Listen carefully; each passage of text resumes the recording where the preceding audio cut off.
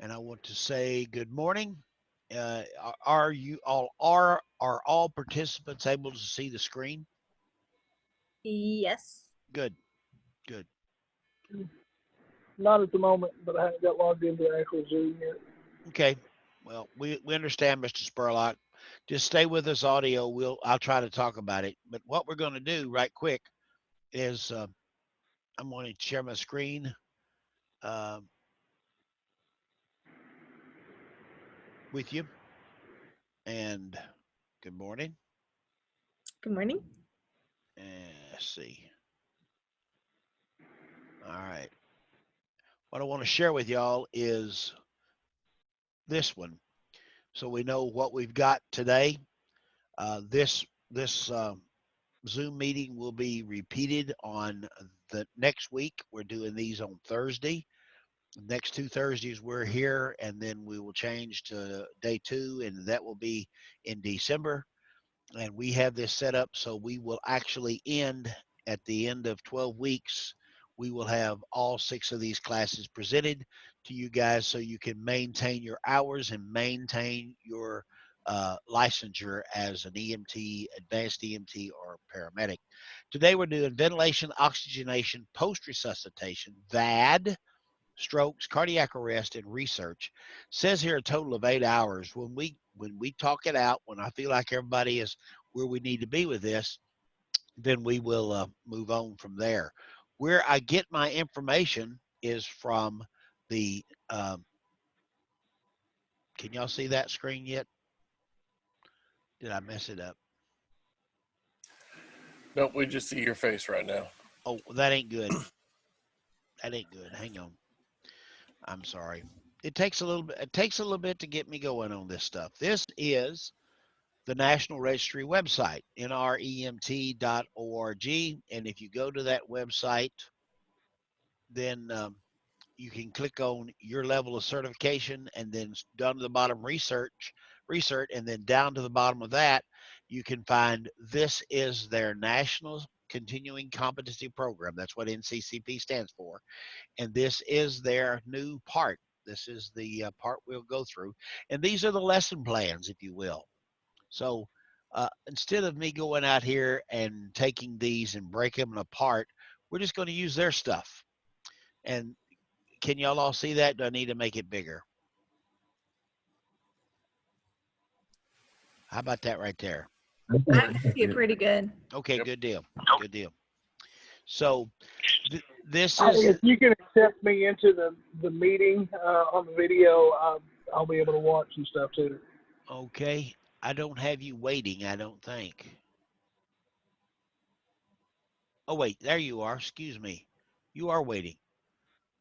This new security stuff on here is a little different from me. All right, there you go. You joining, Greg? Okay. So these are our objectives today for this first hour, and we're going to go 50 minutes, and then we'll take a break. And y'all remind me to take a break, and if we don't take a break, then it will shorten the day by a few minutes. So we need to differentiate between adequate and inadequate breathing.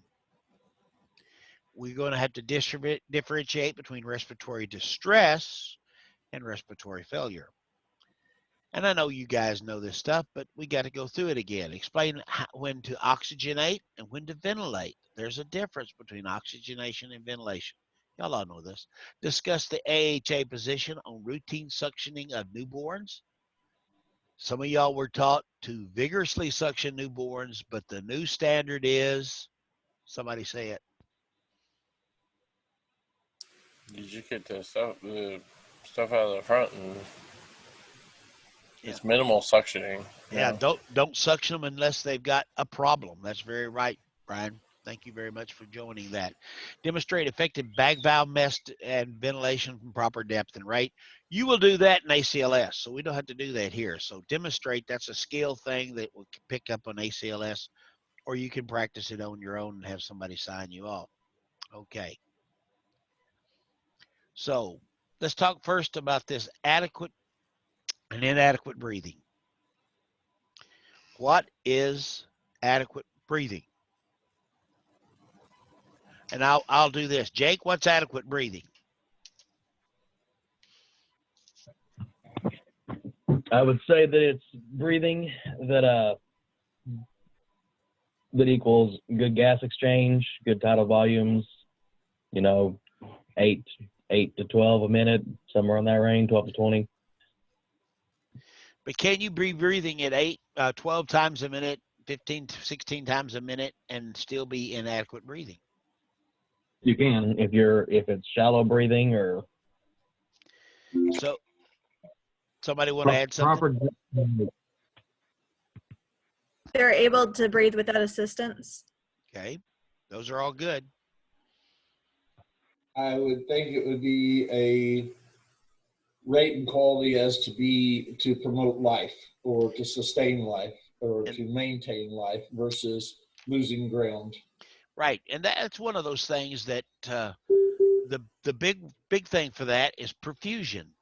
They got to have perfusion, and that's exchanging oxygen at the cellular level. Anything that compromises that is not good. And that's the difference between adequate breathing and inadequate breathing. Adequate breathing is enough air to sustain life. Does everybody have to breathe 10 to 12 times a minute? I mean, that's the hard, fast rule that everybody's put out there, but it doesn't. Because if you're really super in shape and in fit, you might not breathe that fast. But if you are not, then yeah, you may breathe faster than that. Okay. So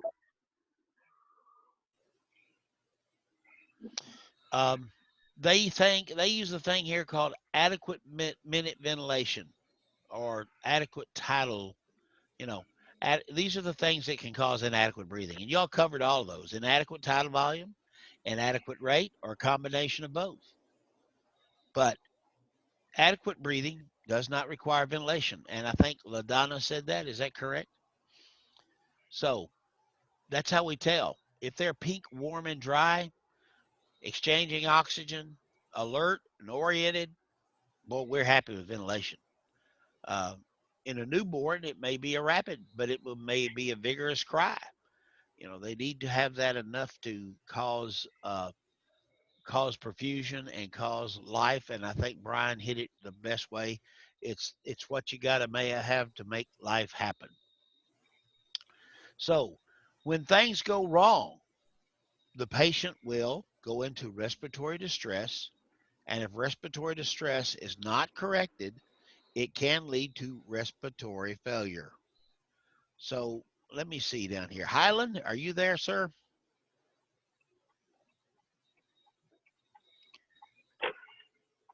There you are.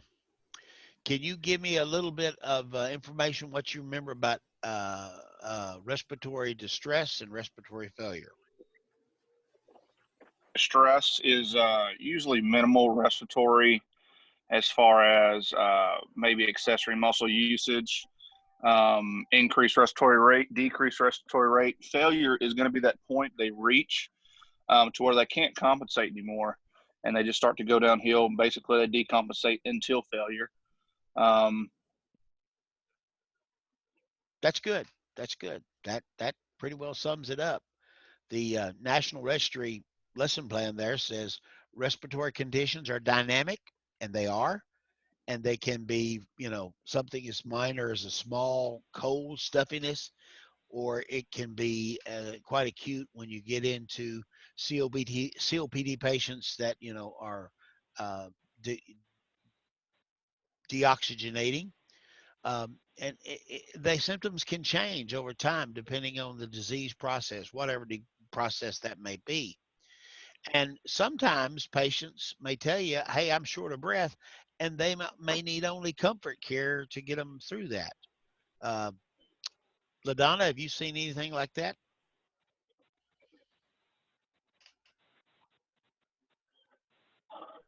I've seen a little bit, yes, especially working out on the truck.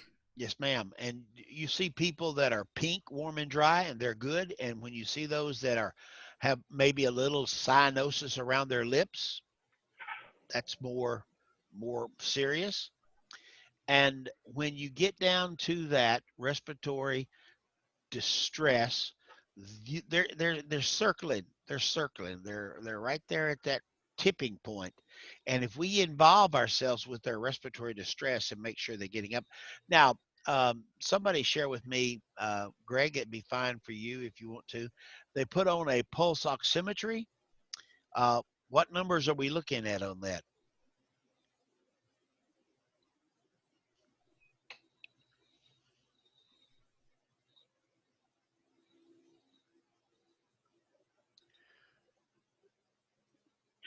Did we lose Greg?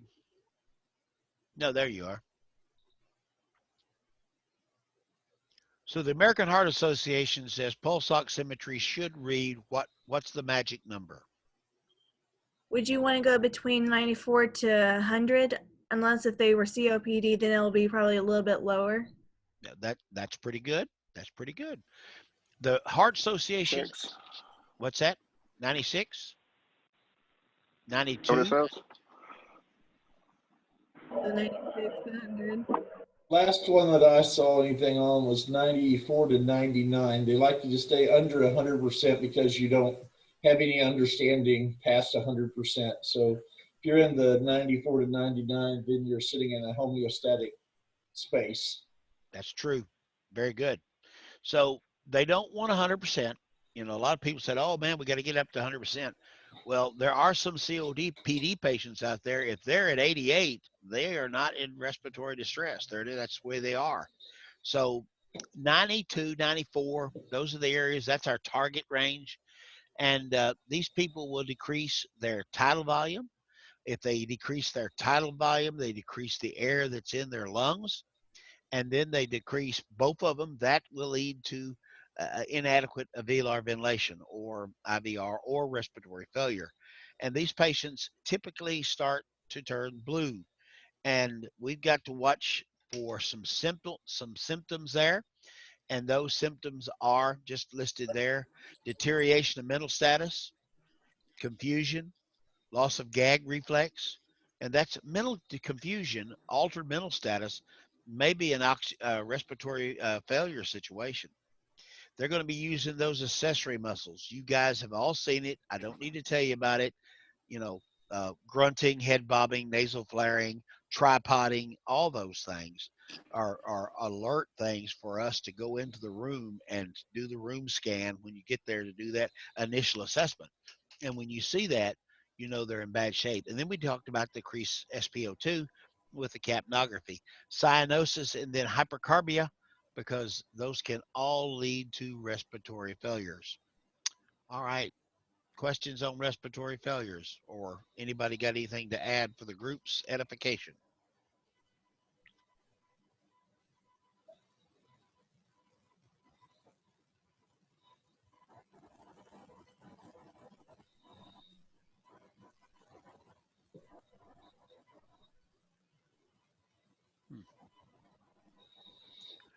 I Okay. think there's some, sorry, Casey, there's Go. some new standards coming out for pediatrics, which is not exactly what we're talking about for ventilatory status. I think that's going to be interesting when people see the new AHA standards on in PALS and BLS for breaths per minute for pediatric patients. Yeah, they're backing down a little bit more, aren't they?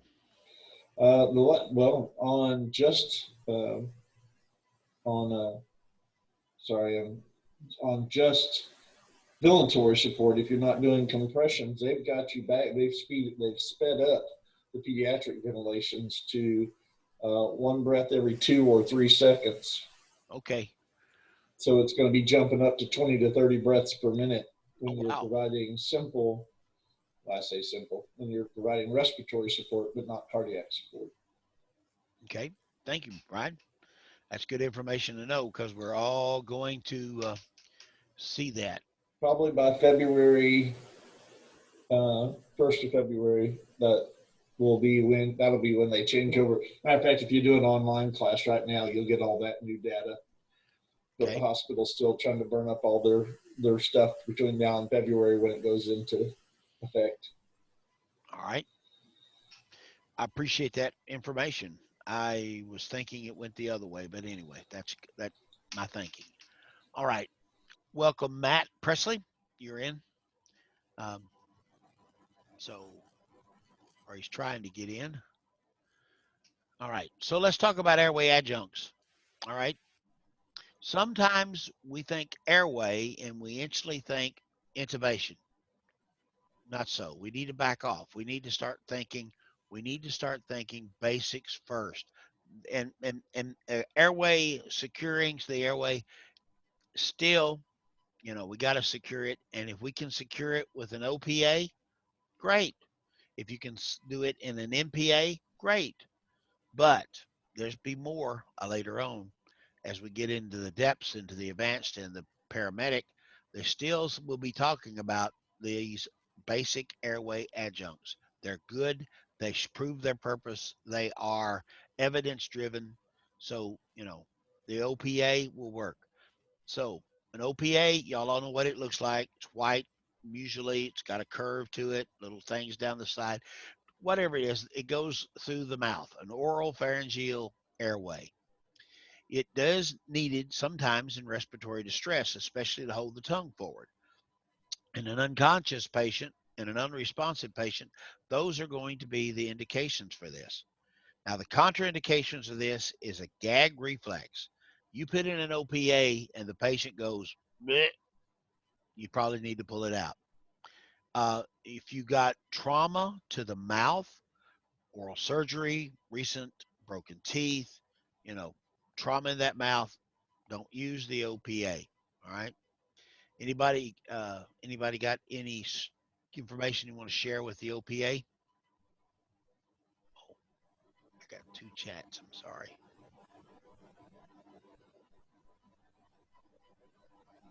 Okay, Matt. Thank you. If I ask you a question, you'll just have to type it in. Highland, what do you think about OPAs? Important. Anytime you bag a patient that is unconscious or AMS, I think an adjunct should be used. Unless it's a code situation, I really don't use an OPA. Like you said, the increased risk of a gag. I don't want to kind of operate, and then we got a whole different situation. I'm a big fan of NPAs. Well, tell me about your NPAs. What's the difference between an OPA and an NPA? Since you're on the hook here. NPAs will bypass the gag reflex, of course. You can double up on an NPA if you have to, if one's not appropriate enough. And say you're going to have to eventually intubate that patient, you may have to chemically sedate or RSI them. You don't have to remove the NPA to do that. With an OPA, you have to remove it, bag them, remove it, and then attempt to intubate. And if you miss, you have to replace it. So. Okay, very good. Thank you for sharing that. And I think he actually covered everything. Two contraindications: skull fractures, not a good thing to put in with a skull fracture, and the presence of head or facial trauma. So when you put the patient in with artificial ventilations, in pediatric patients, sniffing position, y'all know what that is? You put the little rows in front of their mouth, their nose, you put them forward. And don't forget your pads behind the shoulder for pediatric patients. It brings their shoulders forward, their head is larger, so you kind of put that back, and it opens up the airway. That their head's larger, their head's shoved forward, and they don't align that airway correctly. Now, let's see here. I think we're headed down to newborn care here and suctioning that airway. Good morning, Jason. Will you want to take a little question here from me on the newborn airway? Yeah, what's your question? Okay. So AHA looks like they've changed the way they do that. Suctioning of the airway, has always been done, but what's the problem with suctioning a newborn's airway? Well, there's a number of different things. You can cause bradycardia real easy, which the bradycardia is going to be related to hypoxia. Their lungs being so small and their airway being so small, we tend as paramedics and EMTs to oversuction, I think, and we draw every bit of the oxygen out, seems like, after you're suctioning it, and then you're going to have to to, bag them with your O2 to get their O2 back up, and it usually brings the bradycardia back up. That's probably the major problem with this. Second problem that you see sometimes people when they suction the airway on a newborn is they'll suction, usually too deep sometimes, because most of that amniotic fluid or whatever is just coming straight to the surface of the mouth. They're trying to get it all out, and you may have to suction 2 or 3 times to get it good. And then if you have meconium staining, then you got a whole other aspect of problems. Very true. Very true. Good point. Thank you very much. You did that very well. You almost covered the whole section. I just want to say, newborns, when before there were paramedics, before there were doctors, before go way back, go back to Adam and Eve, when they had Cain and Abel. Did they suction the patients? No, but still Cain and Abel come out okay. Well, pretty good. But what happens? The amniotic fluid in their lungs, is reabsorbed. So, we don't, if the baby is vigorously crying with good respirations, we don't need to suction them because there's the vagus nerve in the back of the throat that we stimulate, and that stimulation causes bradycardia. And then we suction so much, we get that bradycardia. And only suction patients that are not having that vigorous cry. So that's some of the biggest things that's changed on that. And that change came about in one of my last class because I was still teaching the old way, suction, suction, suction. You can't start suctioning as soon as the head comes out. But midwifery, they will tell you right now that, best thing to do is not to do the suction if they're adequately crying. But now, if they're not adequately crying, they are gurgling, popping, whatever, then you do need to go after it. But only then and then only. All right. Well, that was interesting. I think we've covered all these objectives. Everybody agree? Give me a thumbs up or a thumbs down if we got that on here. If we don't, that'll be fine too.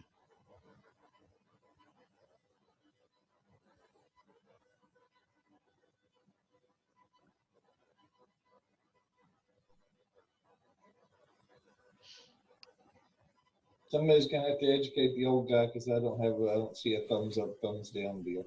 Well, you know what? I don't either. If you go down to the bottom, the thing will pop up and it says reactions. Click on that. All right. Check that out. Look at me go. I can be taught. Yeah. Okay.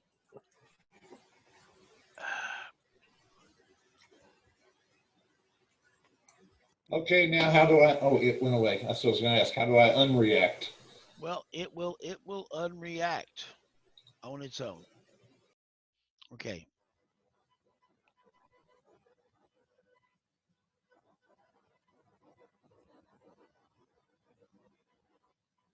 Okay, Devin. Thank you.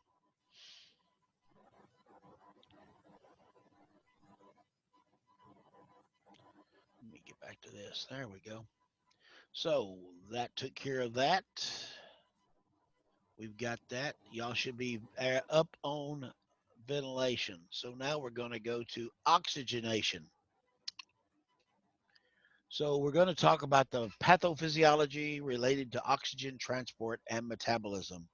Oh my gosh, everybody's eyes just roll back in their head. I didn't see it, but I know it is because when you talk about pathophys, everybody wants to go, ugh.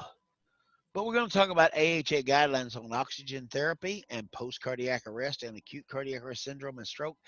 And Brian, you're going to have to help me, guide me through this because I have gone through the new ACLS updates, and there are some things that may be different than this writing of this article.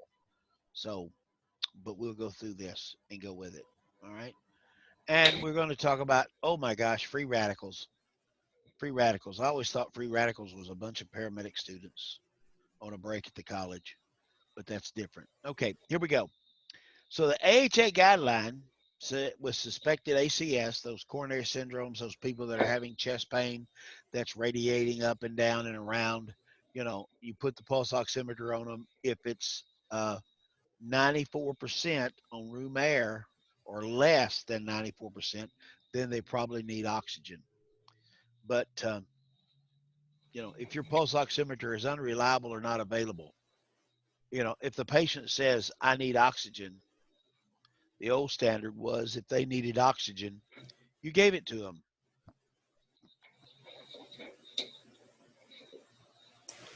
I still think you probably should, because if they're saying they need oxygen, even if you put it on 1 liter, it'll help their anxiety and slow their respirations down. Sometimes we do stuff for the patient, just for the feeling of it. That's part of being a patient advocate, right? That is part of being a patient advocate. You had that preached to you, haven't you? Maybe just a smidge. Say that again. I covered you. Oh, I'm sorry. I said maybe just a smidge. Just a smidge? Oh, yeah, just a little bit. Okay. So if they complain of dyspnea, big word, what does that mean in good old healed people talk? They be short of breath. They be short of breath. You got it. That's what it means. And if they have signs and symptoms of shock or heart failure, somebody throw shock at me.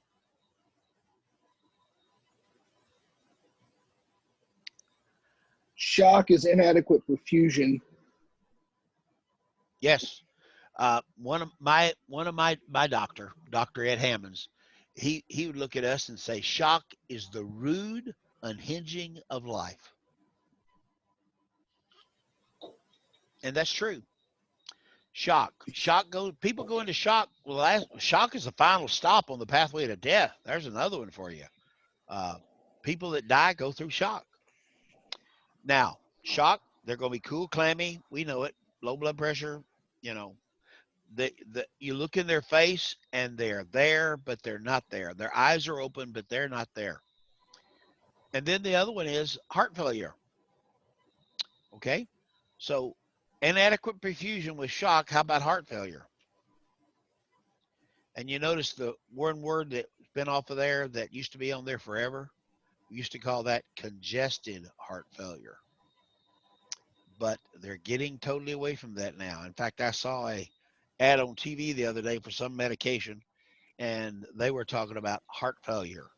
Go to this website and get information on heart failure. They're trying to teach about heart failure. You ever get heart failure, shock, heart failure? They go hand in hand, because heart failure is shock. Shock is heart failure, because you got to have perfusion. That's what it talks about. So with the oxygenation for chest pain and stroke patients, 2 liters nasal cannula. We got to back up. We went through historically here. We started out with all the oxygen you could give them. Then they went backwards down to like 4 liters by mask or 4 liters by nasal cannula. Then they went back up to all the oxygen you give them. And now we're more evidence-based, and they found out some things. 2 liters on cannula for those people who have dyspnea, signs and symptoms of shock, heart failure, or an SpO2 less than 94. There's our number we were discussing a while ago, 92 to 94. 94 is the one that the American Heart Association says, unless they've changed it, Brian. They have not. Okay, thank you, sir. So, and I think the thing that we healthcare always thought that we should do is we should be amazing, and we should help, and we should help, and we should help, and if a little's good, a lot's better. And what they found is that when the good Lord wound us up and turned us loose, he created a system that's meant to work at a homeostatic state, meaning a balance. And providing pure oxygen to a machine that wasn't designed to run on pure oxygen fouls up the machine. And just all the other junk that we overdo, the machine wasn't meant to run that way. And so it creates issues. You give them too much oxygen, their body adjusts for it to try to make it back right again. You give them too little, it adjusts for it. And instead of, let's just do homeostasis. Let's give it what it needs to stay in the mid ground. That's true. Good words. Good words. I'm honored to have you on here.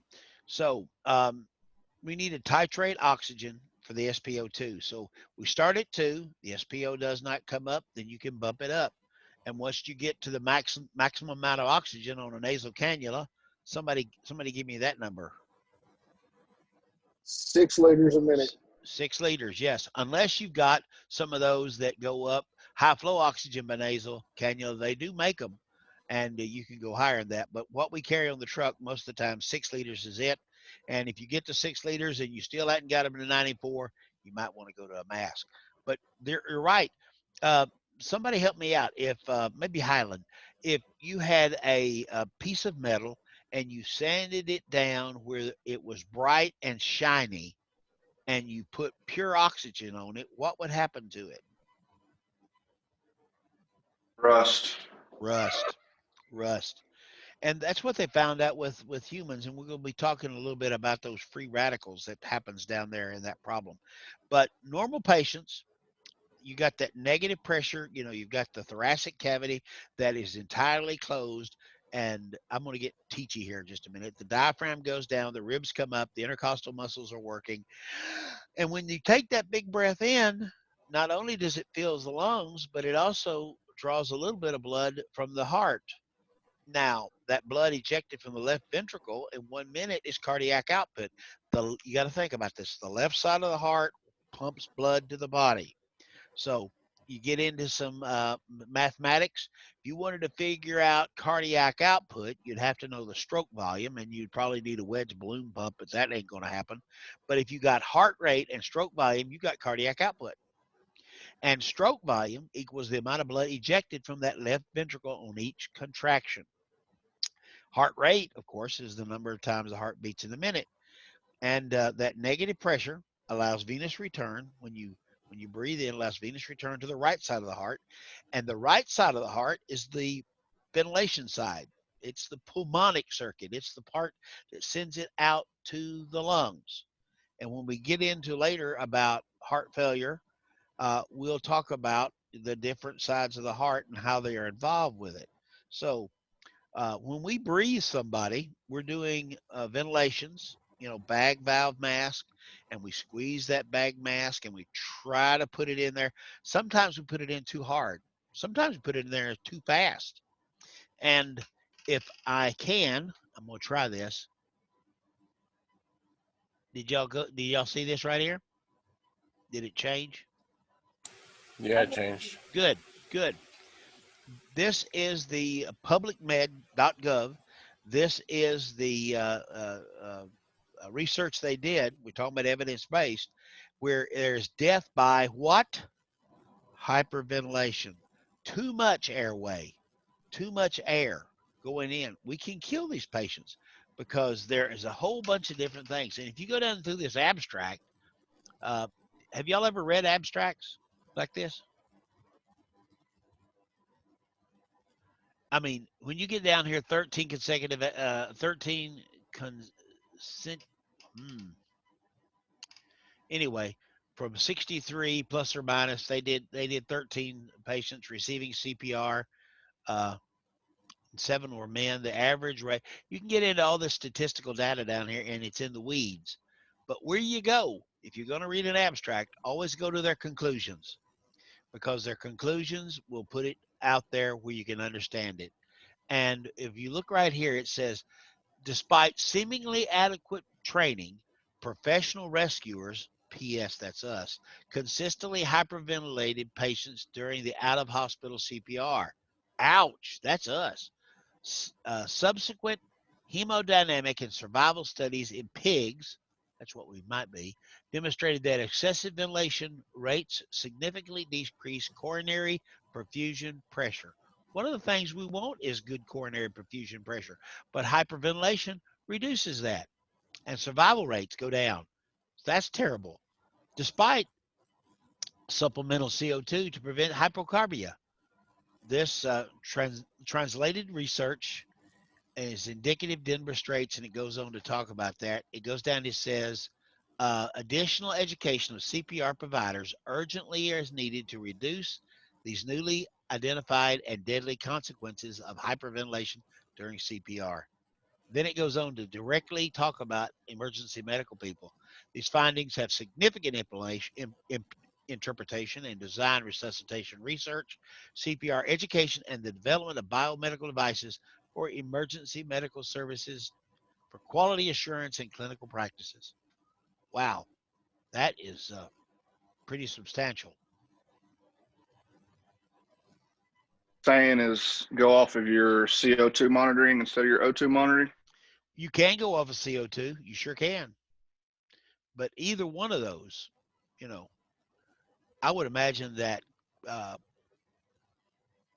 um, I would imagine that waveform capnography would probably be the best way to look at this stuff. But you know, that's quantifiable, it's quantitatable. You got the tracings there that show that with your machines. But a lot of times we don't use end-tidal CO2 to measure some of this stuff. So if you ventilate too fast, and this is hard. Babies, new standards, babies, we're going to go faster, okay? But for the adults, we do not go faster because there is studies out there that show that we kill the patients when we hyperventilate. And for goodness sakes, as Brian said, if a little is good, a lot is better. In this case, it does not. The research doesn't bear that out. And when they call us out on a big national survey like that, uh, it's not good.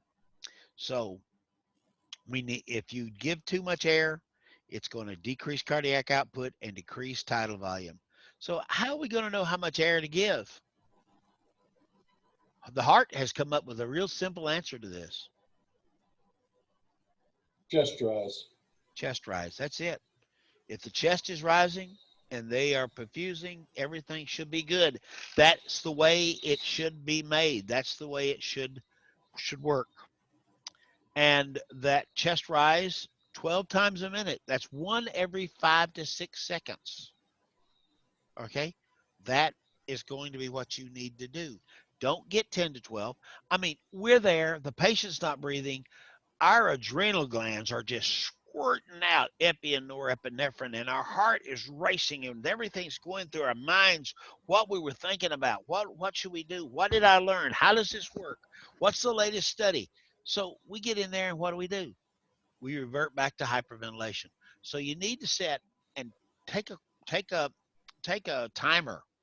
Get a timer on your phone. Get a timer somewhere. Get something that will time this out and let it go 6 seconds and breathe.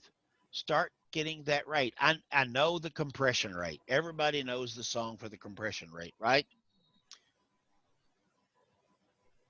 30 to 2. Yeah. And what's the Yes, rate? How fast do Baby we Shark. go? Say again. 100 to 120 now. Yeah. And we sang a song, right? To get that rate? Yeah, Baby Shark. Staying alive. Uh, uh, Staying alive. Or the one I do, bump, bump, bump. Another one bites the dust. Bump, bump, bump. There you go. But yeah, that keeps our rate down. So what? I don't know if we got a song that goes a beat every 5 to 6 seconds. That's pretty dadgum slow. So, you know, we have to throttle back. You know, just like every first responder, every person out there, when we get that emergency call and we're running to try to help somebody, everything on our body speeds up. So we have to really, really, really concentrate, guys, concentrate, ladies and gentlemen, to be at that slow rate. And I have seen, uh, I've seen footage of scenes on TV. I watch videos online, and I think we still don't get that. I don't think we get that, and I'm not sure how to do that. We might need to use a metronome, a metronome. Uh, and one of the things that ACLS has put in and the new stuff then is a CPR coach. You know, like we don't have enough people in the back of the ambulance as it is. Now they're adding another person who just coaches CPR and ventilation. So That should tell us that there is something about the rate that we're not getting yet. And I don't know how we can take people that like to go 100 miles an hour and get them to slow down to one every 5 seconds. And that's one Mississippi, two Mississippi, three Mississippi, four Mississippi, five Mississippi, breathe. One Mississippi, it is slow. It is real slow. But what is the grave risk? What's the problem with oxygenation? If you can see the screen, you should be looking at it right there. There's your answer. If you hyperventilate them or give them too much of a high concentration of oxygen, you're going to release what? Free radicals. And what are these free radicals? They are byproducts of the cell working. So we got to go back to the cell, the pathophysiology of the cell. It takes in oxygen, it takes in glucose, and insulin helps with that, and it goes down to the mitochondria. And one of the byproducts of that is these free radicals. And these free radicals go out and damage and destroy the membranes of the neighboring cells. So it gets out there to the neighbors and it hurts them. And it increases local tissue damage. So if we got damage, think about this now. If we got damage already in the heart from a myocardial infarction, we give them high oxygenation concentration. We give them hyperventilation. There is coronary perfusion is cut down. The free radicals are being released in that area. What's going to happen to that infarction? The size of it is going to get larger, which is going to further complicate what? The patient's survivability. Then you think about stroke victims. We give them too much oxygen, free radicals in the cells, released in the brain cells. What's it going to damage? Other cells. So, like Brian said, we're not meant to run on 100% oxygen. We are not meant to have that high. That's not the way the good Lord made us. And, high concentration of oxygens, have been functioning anaerobically, increases the production of these free radicals, causing cell membrane damage and tissue death. So the cell has its own little survival mechanism. When it can't get enough oxygen, it goes from aerobic metabolism to anaerobic metabolism.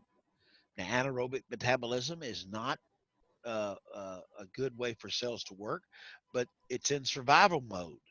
And we need to bring up the oxygen level correctly to get that switching from anaerobic to aerobic. And therefore, if we do that too highly, then we're going to cause those free radicals to be released, and then we're going to have more tissue damage. So, the big thing to take away from all this is high concentration of oxygens may be more harmful than keeping the patient on room air, letting the body do what it does naturally. Kind of interesting. Kind of like babies. Babies have come out for eons. Uh, Ladies have birthed them, and suctioning doesn't mean to be a thing. The thing that they worry about most is temperature. You get them out, wrap them up, keep them warm, cover their head. All right. Comments on this? I have talked way too much. And I've lost somebody.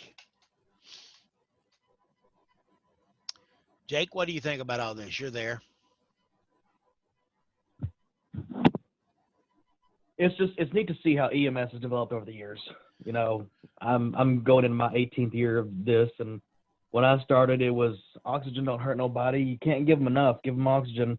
Same with multi-system trauma, large bore IVs, and give them fluids. And now we've found that we are overloading them with fluids and throwing these clots and DIC and all this stuff we didn't know about prior. So everything is back off now, and it's interesting because it actually makes us use our brains and think about the physiology behind the body and not just being trained monkeys that, hey, this is happening, do this. So yeah, I never did like trained monkey stuff, but you're right. And evidence-based medicine has come, and evidence-based medicine comes from what? Data. And data comes from what? Charts. And where does charts come from? You guys. So, that's how we're going to change things. Did we lose Mr. Presley? I thought he was in here, and I don't see him. I was going to ask him something. It's possible he's at work. Okay. Thank you, Brian. What do you think about all this? How long have you been in EMS? Which Brian? You. Well, I've got my EMT certification in 2004. Yeah, Duncan. But 04. Yeah. Has it changed since you've been in it? Yes. Yep. It's been when I first took EMT school and first responder classes, it was tourniquet's last resort. You don't ever use it. Oh yeah. If you used it, you've done something wrong. You weren't able to get it stopped. It was frowned upon. Now it's, if it doesn't stop within a few seconds, tourniquet it. That's it. Casey, I just got toned out for a call. I'll be back when I get done. All right. See you later. Have a good, safe run. All right. Maybe he should have just took his camera and we watched it. No, that wouldn't work, would it? All right. I think there'd be a few HIPAA violations in that. Probably would be. We'd have to swear you guys to secrecy, and that wouldn't work. All right. So the next topic we're going on, do we need to take a break? Sure, I could use one real quick. Okay, why don't we take just a few minute break? I'm going to pause the recording. There we go. All right, now we're back. So in this stroke section, we are identifying the options for out-of-hospital stroke assessment tools. And we all know the one that Arkansas recommends and the one Arkansas is gathering data on is BFAST. BFAST, not LA. All right. If you use the LA, please use the BFAST with it, because that's where they're getting the data from. And I read all the stroke runs for the month, and when we go in there, we see the LA stroke scale. It just, it might be a better scale in your opinion, but that's not what the state of Arkansas looks for. It looks for that BFAST. And go ahead.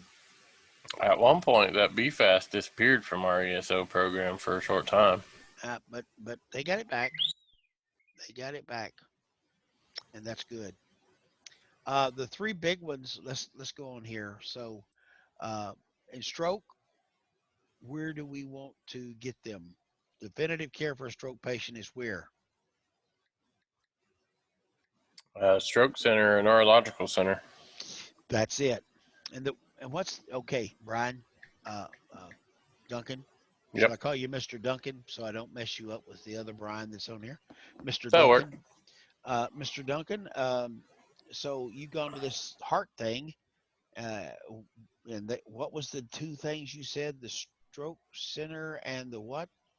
Or a neurological center. What's the difference between a stroke center and a neurological center?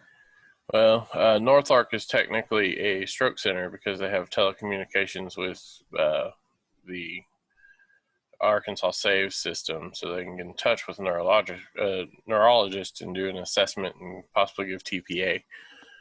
But ultimately, they will need to be transported to a facility that can monitor them or possibly do a cath procedure to go in and remove the clot if necessary. What? They can go in and remove the clot? They can. Holy shnikes. I think that's up to 6 hours now, a 6 hour wait. 6 hours. So where's one of those centers at? There is a doctor in Washington Regional that does it. One of their neurologists does it, and I think Springfield probably has some that does. I'm not sure about Springfield, but yeah, Springfield's the other one. You're right on. But Springfield, you follow Little Rock, and Med, and that's about it in Arkansas. Yep. And it's funny that you said the Med. It's not technically in Arkansas. It's in Tennessee. Exactly. But it's within so many miles of the border. We give them a lot of money. We do, but they take care of a lot of patients. You get in Eastern Arkansas, it definitely goes that way. I guess our capture zone would be either north or west of us. Sure. So yeah, but that The 6-hour window is only for TPA. large vessel occlusions. Yes. They have not jumped that yet for TPA. TPA is still the 3-hour. They're looking at a 4-hour window that's kind of on the horizon, but it's 3-hour right now. Yep. Casey, Matt's trying to get back in. Okay, I'm sorry. Did I not see him? I don't know. He just texted me and asked me if I'd relay that to you. Okay. I don't see him in the participations. Oh, there he is. Huh. Sorry. Hang on. Sorry, Matt. I got you back now. Okay, he's in. So I apologize. The security on these things now is getting a little crazy. So, but I guess it keeps people from popping in and putting porn up here. All right. So, optimal out of care for the patient is to recognize that they are having a stroke and rapidly transport them to one of these stroke centers. Is for people that are down south in Marshall, is that a place down there at Ozark? Is that a stroke center too? Do they have always stroke saves or Arkansas saves down there? They are AR saves capable. Okay. They don't. I'll reserve Yes. most of my Yes, they do. opinions. Okay. All right. I understand.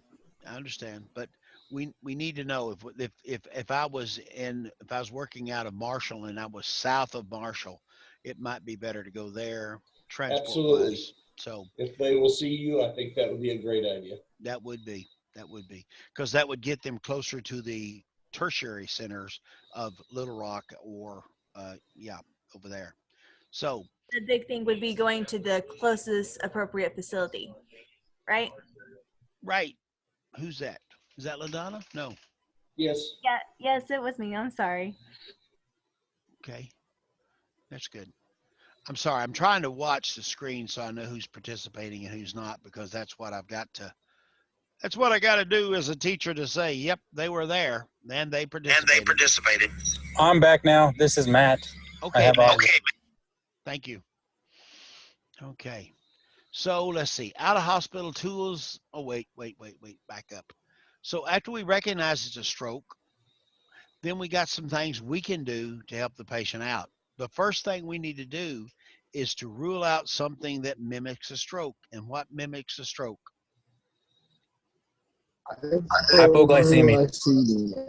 Yeah, hypoglycemia is the big thing that mimics stroke.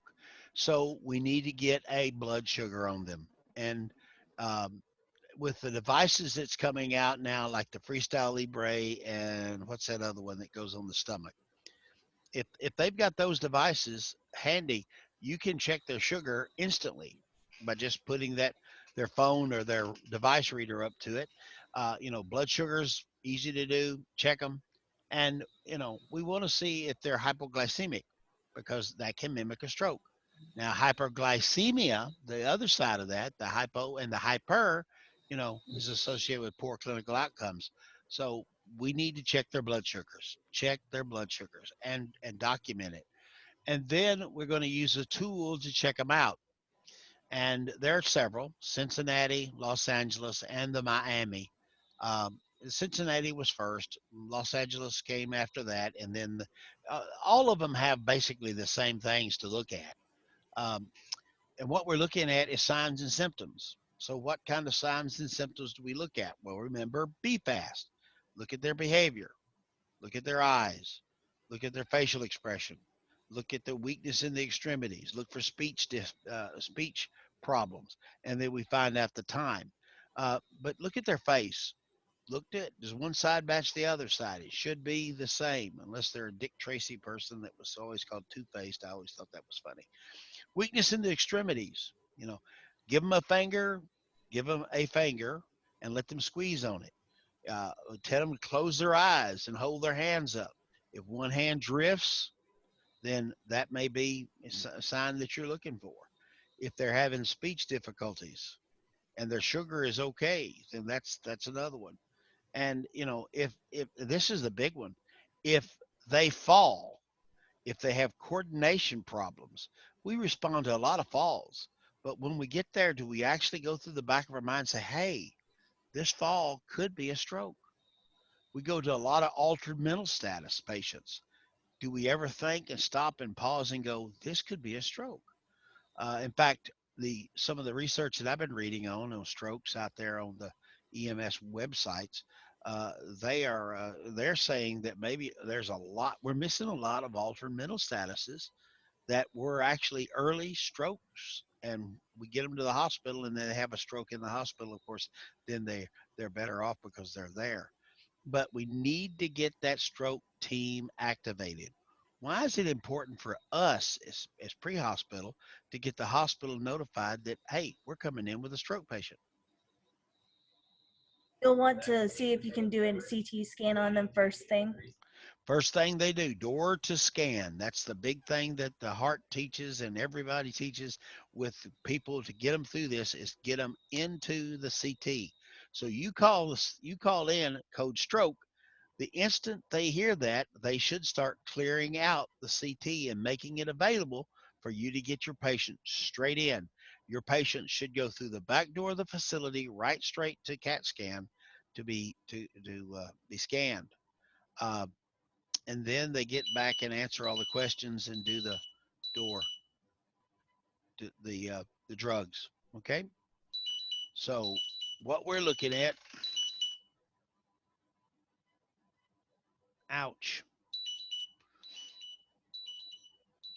Is that mine or somebody else is going off?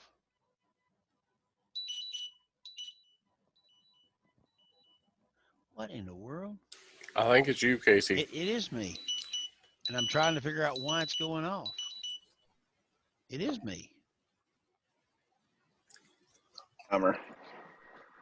Yeah.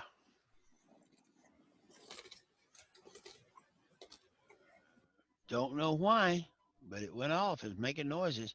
I had a news article pop up that said 6 United States military people were killed in a helicopter crash in. Oh, I know what that is. That's new. Sorry, in a helicopter crash in Egypt.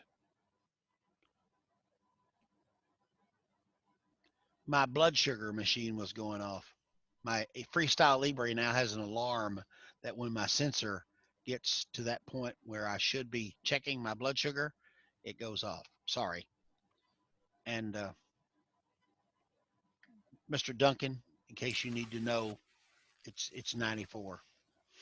It was crossing my mind. Okay.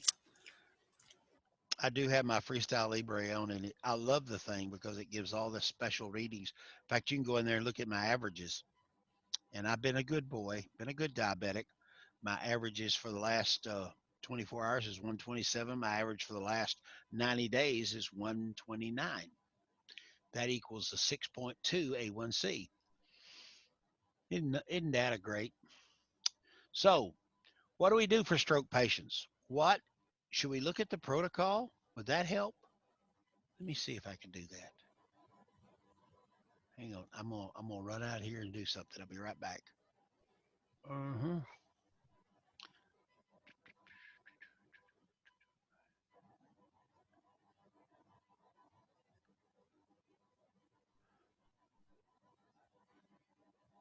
So, what are we going to do for these patients?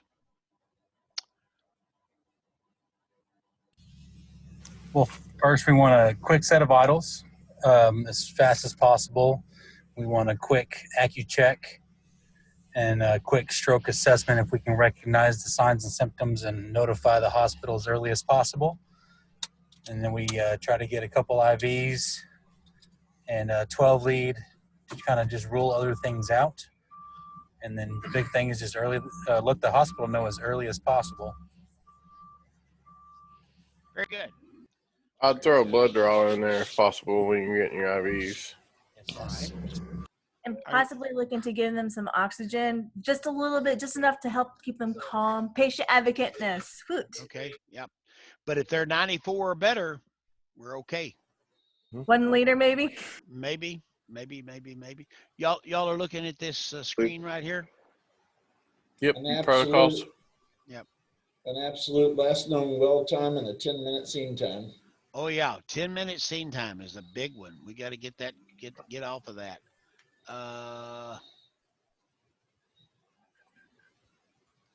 There we go. So here's what the stroke protocol says. It says general supportive care. That's those vital signs you talked about. Maybe a little oxygen.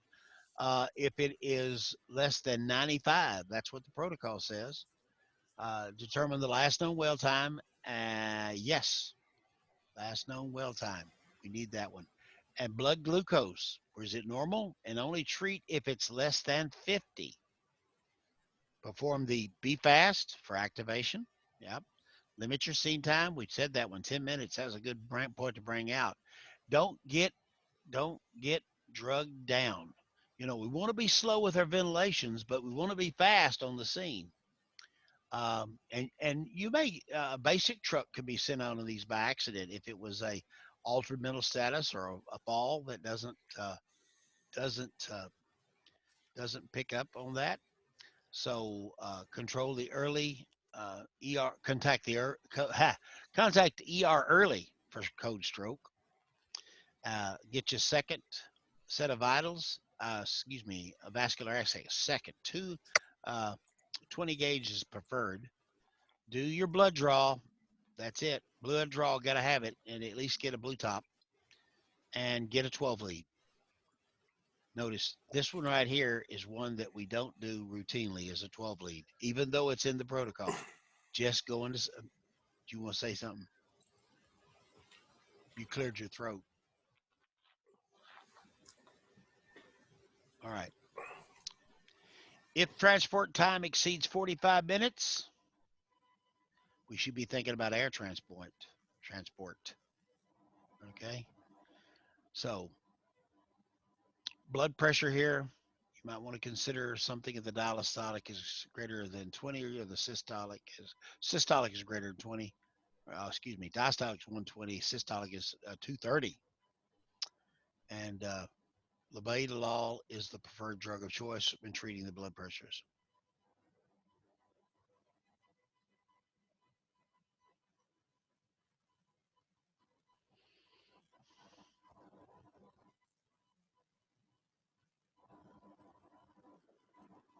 I would say that, am I still on? Yes, you are. I think the theory on that blood pressure is you need to probably not aggressively treat that unless you're talking to your bed control. Yes. That is not a freelance knock that blood pressure down. I understand when you get there, if they're not below 180, they're going to put them below 180. But until you get to a more definitive care, they tell you not to really mess with that. Yeah, because you mess your with med that. control orders it. I get it, but well, that's what the protocol says. Med right. control. All right. Any questions on stroke protocol? If you want to know, this is the ALS protocol 24-18. That guy that reads the chart sometimes will tell you the protocol number. Jason, it looks pretty outside. Oh, yeah, it is. Yeah, it is. It's warming up. Warming up finally. That's where I'd like to go, but anyway, can't do it right now. All right. So there's an importance in accurately determining the time of the patient's last seen, because that goes into the window of them getting fibrolytics. The problem is people in Arkansas have not been educated. The layperson in Arkansas, the rank and file, the ones that live out on the roads and the bypasses and all these places, they are not educated enough to realize they have a limited time when stroke symptoms occur. So, 4.5 hours, maybe 5 they're kind of still tweaking on those numbers, but uh, the typical wait time, I think Stroke Arkansas put that out there. The typical wait time for these patients, some of them is 12 hours, and that's way too long. wait to get care. And I said I would share it with you. I'm going to stop my share and go back and share this one. This one is an interesting article. It was put out in the World Journal of Emergency Medicine. It's evaluation treatment of altered mental status patients in the emergency department, life in the fast lane, and it talks about people missing. And this comes out of Beijing, China, and they got a whole bunch of different Chinese names. It's 2012. It's an interesting read when you read their conclusions because patients with AMS pose challenges to the ED physicians. Well, if it poses challenges to the ED physician, think what it challenges us to. Most frequently encountered diagnoses categorized cause AMS, primary CNS disorders, so stroke disorders or brain disorders, intoxication, organ system dysfunctions, and endocrine metabolic diseases. AMS has a high fatality rate in the ED. I did not know that until I read this article. And it should be a warning sign for ED for potential fatal reversible effects. And I don't think that we give AMS, altered mental status, a high category in our lexicon, in our memory, in our thinking. But it has a high fatality rate. So it's an important vital sign or warning signal for these potential fatal reversible effects. So proper evaluation and treatment is essential to decrease morbidity and mortality associated with AMS. So that's an interesting article, and I guess I could share the location of that. I downloaded that. So I guess I can't share it, but it's an interesting read, and they got lots of data. It was a big study.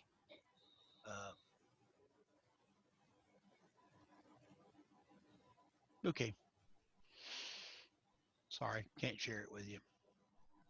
I can't give you the location of it. If anybody wants the article, if you'll send me an email at kenneth.jones@narmc.com, I will be more than happy to give those to you.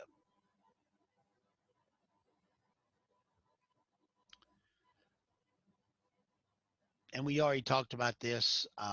The time they can get thrombolytics, that's the early part, but some of them have these large vein occlusions, and they need angioplasty or stenting or rupture or clot extraction.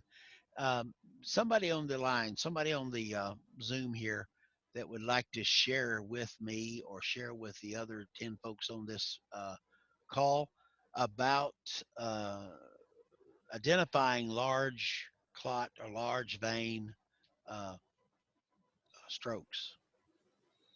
There is some studies out there on that, how to do it. Casey, I threw up a link to strokeban.com. Stroke ban? Van, V-A-N. Okay, van, okay. You can go get certified in large vessel occlusion. I would suggest anybody that has the time, go play with that. Right now in Arkansas, and I don't mean to jump in here, I was going to be quiet. No. This is a share for everybody. Please. In Arkansas, they haven't went to this yet in the pre-hospital setting. The concern is, we know we have a 6-hour window for these large vessel occlusions to get in and take those clots out. This stroke ban is a van certification, which basically, if you learn how to do this, and you can in 30 to 45 minutes, you can identify if patients having a large vessel occlusion, or at least have a high probability of identifying.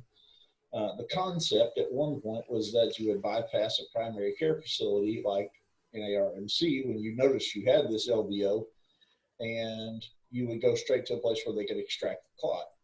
The problem is like here, poor Duncan sitting there in Harrison, he gets called to a call at Compton, Plumley Road. So he's going to be 30, 40 minutes to get in there. We've already said these people wait. This person happened to be better than most and only waited a couple of hours. So by the time he gets there, he's at the 2 hour and 15 minute mark. So he has to make a decision. Well, if I wonder if this is an LVO, I could fly them over to Fayetteville, and that'd be the best thing for him. You betcha. Yes, but if he does, and it wasn't an LVO, then the time it took him to fly him over there puts him out of the TPA window. And so if you were wrong, you were so wrong that as you denied them the potential for the other treatment. That sounds like one of those raise your right hand and yeah. Yeah, it's a tough deal, but I'm telling you, that's a really interesting. I mean, I realize people like LaDonna, bless her heart, who's in class, probably got all the studying she can stand. But for everybody else, it's all good. It's all good. That stroke band is a really interesting 30 to 45-minute class, and it will tell you where the large vessel occlusion is, how the large vessel occlusion is. It's a fun little deal to do, and pretty easy. Anyway, that's my preaching for the day. I didn't get your link. Would you send that again? I put it in the chat. It's right under my Oklahoma deal. All right. I see Greg Spurlock. I see yours. And then right under that again. I don't see it. I'm sorry. Okay. Would you? Yeah, I'll send it back again. Resend it, please. Uh-huh. Thank you. So there, I see it now. Strokeband.com. Now, is this a training? Can you do training on there? It is, yes. It's a 30-minute. You say it says get certified right over there. Yeah, see it. And it doesn't get you anything, but I went and done it, and I enjoyed it. I mean, of course, I'm a little bit of a goober, and I kind of like this stroke stuff. So, well, we all have our specialties. Well, I wouldn't call it a specialty, just I'm a goober. Well, a specialty thing you like to look at. Yeah. So, yeah. I see why it's now vision, aphasia, and neglect. It's really cool because the neglect part is something that we leave out of the BFAST. Yep. Absolutely true. It's kind of the portion that is the tattletale on these things. Yes, sir. And you are dead on the mark with the altered mental status. Altered mental status is not a condition. Altered mental status is a symptom. And we should be looking for the cause. And we've probably seen through the course of American history, hundreds of thousands of people die because they had altered mental status and nobody looked for the cause or misguessed the cause. They were drunk. They were behavioral. They were this, they were that, instead of looking for the real cause. Right. Which probably was a stroke or a diabetic deal. And I mean, well, that's why the Popo call us all the time, because they got busted for hauling diabetics to jail and them dying in the cell or hauling strokes to jail. And so that's why they call us for everything now. Yep. Well, they don't want to have to stand on the stand and make a testimony about that. They are more adept to law enforcement than to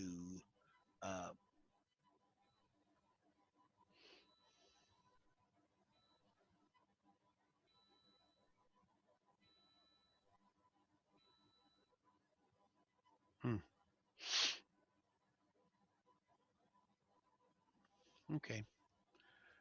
You're right. I'm sorry. I was caught up with something else here.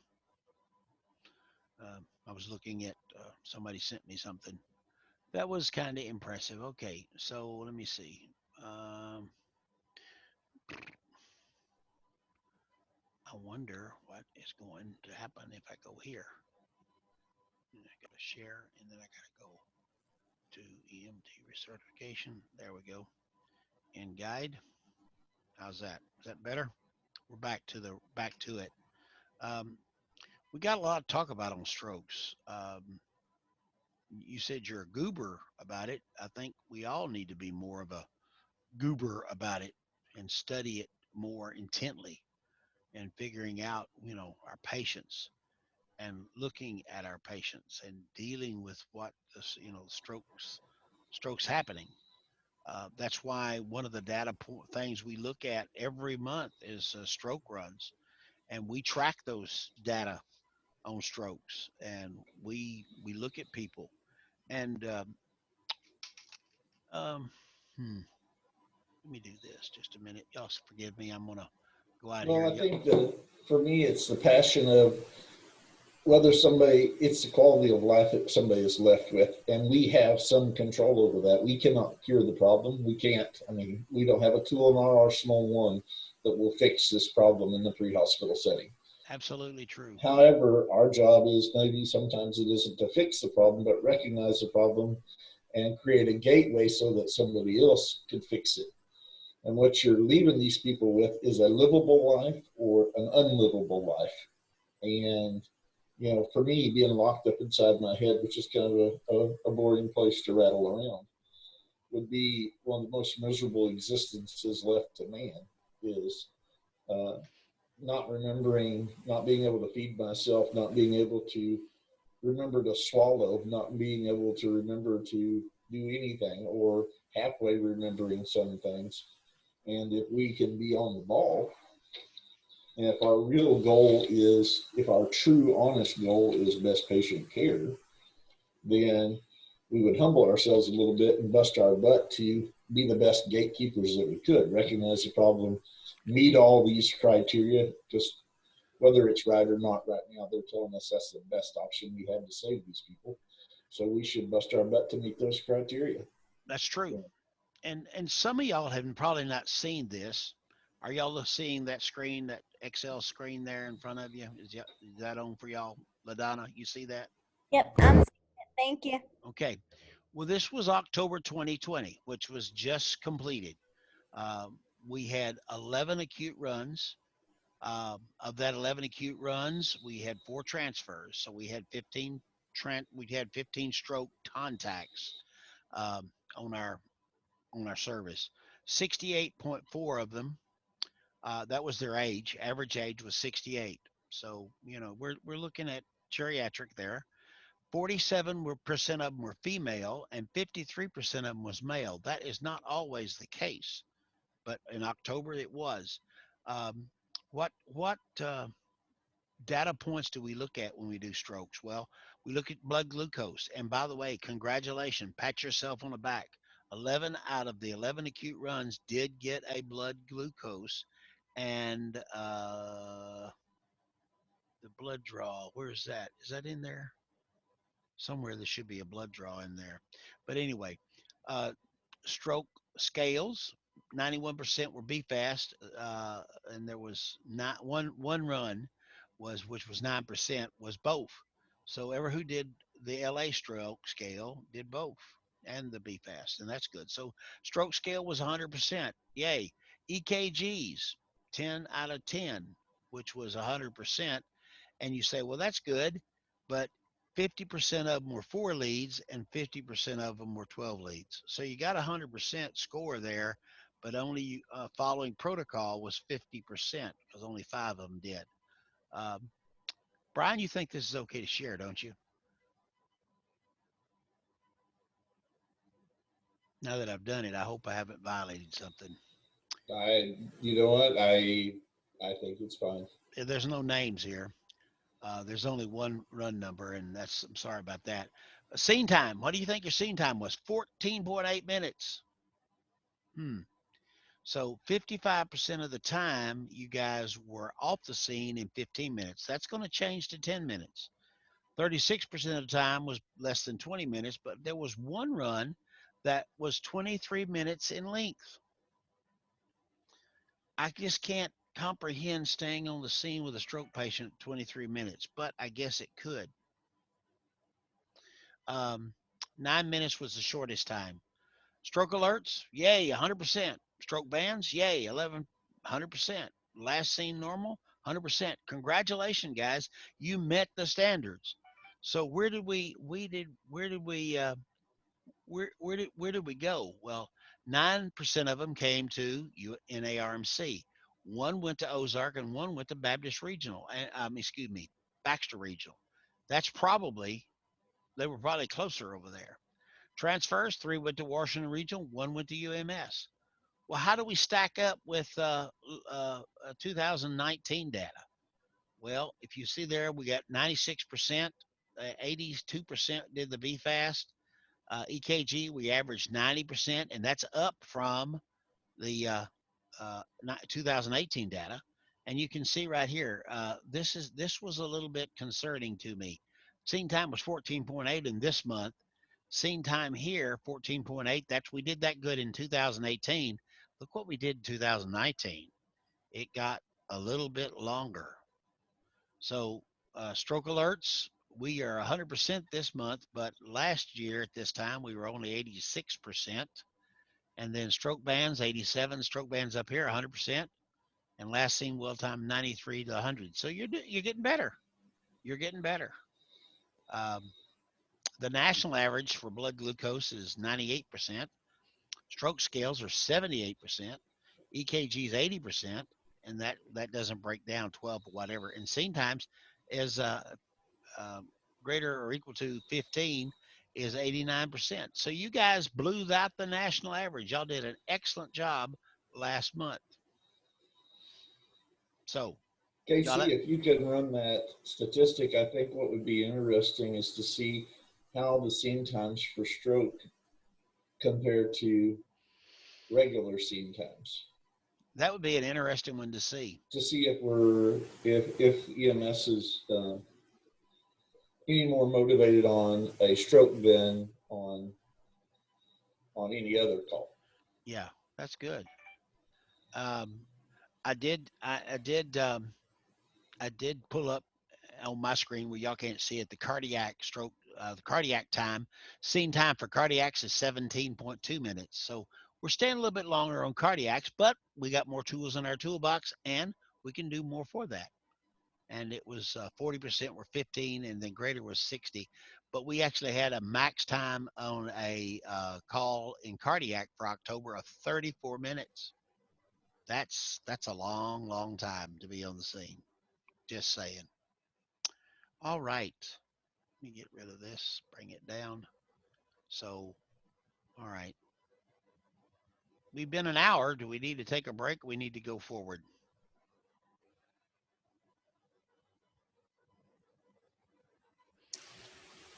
Good either way. All right.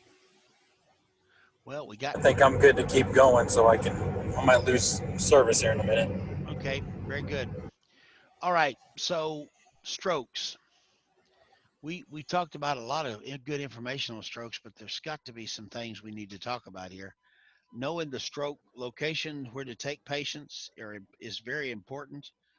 Don't be scared of calling med control. If you've got questions in your mind, med control can help you. And we need to use our med control, especially in cases where they're hypertensive. We may need to look at that and take more advantage of that. Because hypertensive is another thing, and like Brian Andrews said, and I think Brian Duncan also brought up that there are things out there that we really need to spend a little bit more time and be stretching our thinking about, because there are things out there that we're not treating that we should be treating, and we don't need to rush through it. I've actually read where scene times for certain cardiac events was less than 2 minutes. And I don't know how you can get blood pressure and all the stuff you need to get done in 2 minutes with a 2-minute scene time. Now, if it's bad and the first responders are there and they've got everything done that you would normally do, yeah, let's go with that. Let's get off the scene. But with calling the med control, I still think that is a great consideration. All right. Somebody else want to share something on stroke?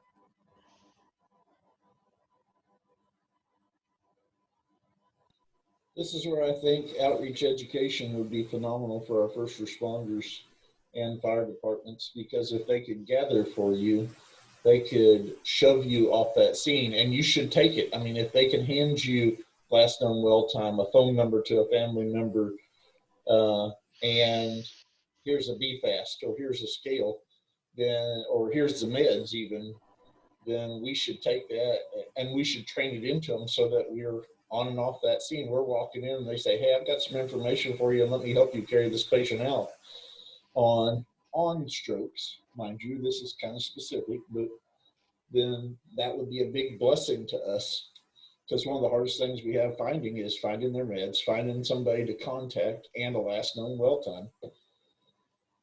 But the first responder who's been there for 15 to 20 minutes before us could have achieved that for us. And that will, I think, help narrow down your scene times on these stroke type patients. Hopefully with our EMD dispatch, we've got a pretty good grip on we're going to a stroke by the time we get there, or at least we have a hint that we're going for altered mental status, something that might put us in the mind that of all the many things that's going on, stroke might be one of them. Good point.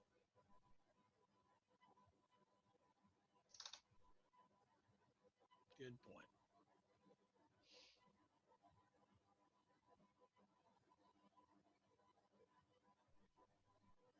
Jason, what do you think about the stroke stuff?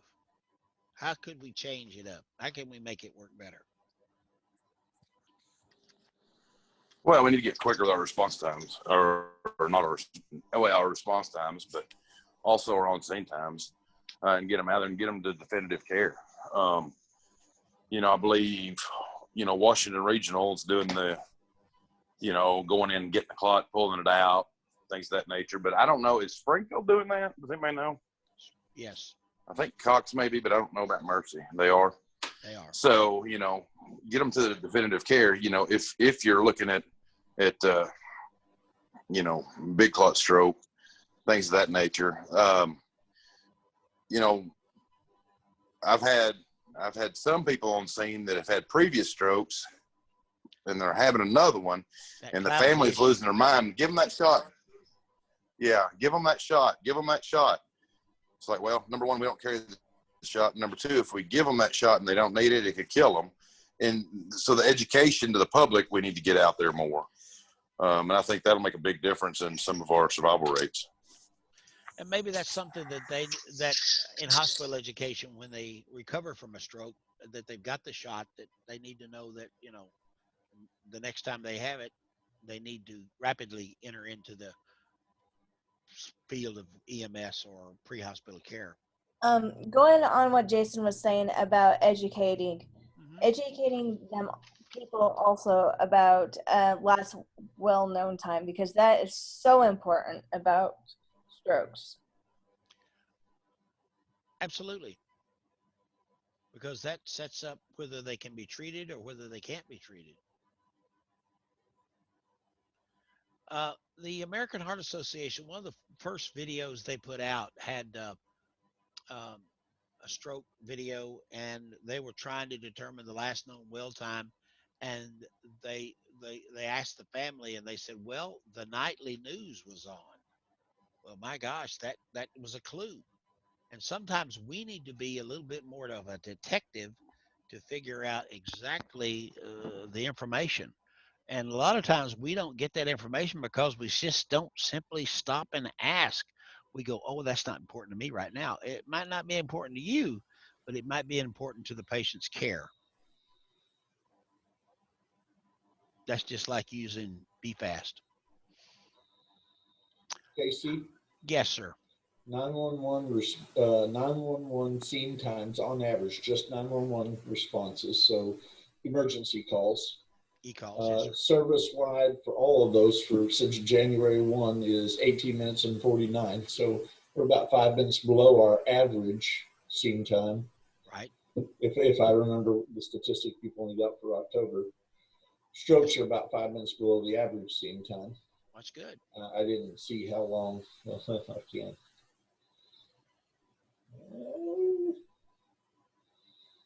We do have some scene times up to the 2 hour and 59 minute time frame. 2 hour and 59 minute scene time. From January, there is 16 calls that are between an hour and 3 hours. That's a pretty good size scene time. Are those the hike-ins that we have down there, though? Very well, could have been a number of things. All right, LaDonna, go ahead. You got squashed on there. I was just agreeing with Brian about, Duncan and an owner, I guess, in this circumstance, about B the high. squared. Exactly. But sometimes those hike-ins will definitely take a long time. Yes. I got to that air vac. Sometimes we have lengthy scene times trying to get them off the ground. That's true. Very true. Oh, please don't get me wrong. I'm not indicating that any of these scene times weren't legit. No. I mean, we should pay attention and make sure they are, but these scene times may be legitimate. Who knows? Causative agent for any one of a million different reasons. I've spent an hour and a half on scene arguing with a patient, me telling them they really needed to go, that if they didn't, I'd come back, they'd be dead. And I'm willing to spend that time to try to get my point across and get them transported. It was necessary. So some of these scene times are just absolutely what they are. Just make sure you document them well, I reckon. That's the word. Go ahead. Yeah, we had a stroke the other day. That's what it was. Is we were arguing with her, trying to get her to go to the hospital, and realized how serious everything is. And it took us a while just to talk her into going. Like us, the family, the husband, daughters, everybody was calling in, and it was a fiasco trying to get her to the hospital. Well, we all knew Matthew went through a valley because we lost you and then you come back in, but that's okay. Arguing the patient, trying to get them to understand they need to go is important, is very important. And that can take time. Go ahead. Oh, I was just saying, we call that encouraging the patient, right? We're not arguing, we're encouraging. Encouraging the patient and documenting that in the narrative. Because that guy that reads the charts, he looks at the scene times and he goes, whoa, why is this so long? And then he goes down and checks the box down there where you say why you delayed. And if he doesn't have it there, he goes to the narrative, starts reading it. And then you get a little message over there on the side, goes, hey, why was this long? And he doesn't mind asking him that. Highland, you hadn't talked to him in a while. What are you thinking about our stroke, our data, our stuff like that? Can you chime in here with us? Highland McDonald, Highland, calling Highland.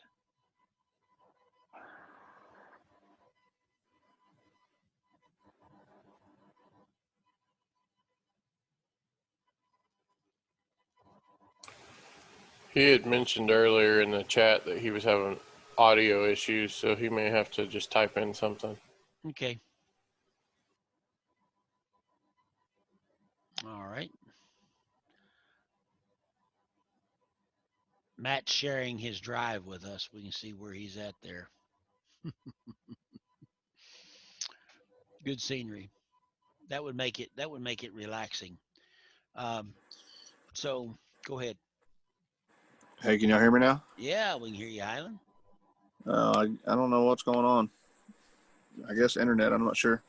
I was going to say when we were talking about when you asked earlier what could we do to improve, I think appropriate diagnosis on scene. It takes time. Maybe it's not a clear stroke, and some of these calls are that. They're not clear strokes.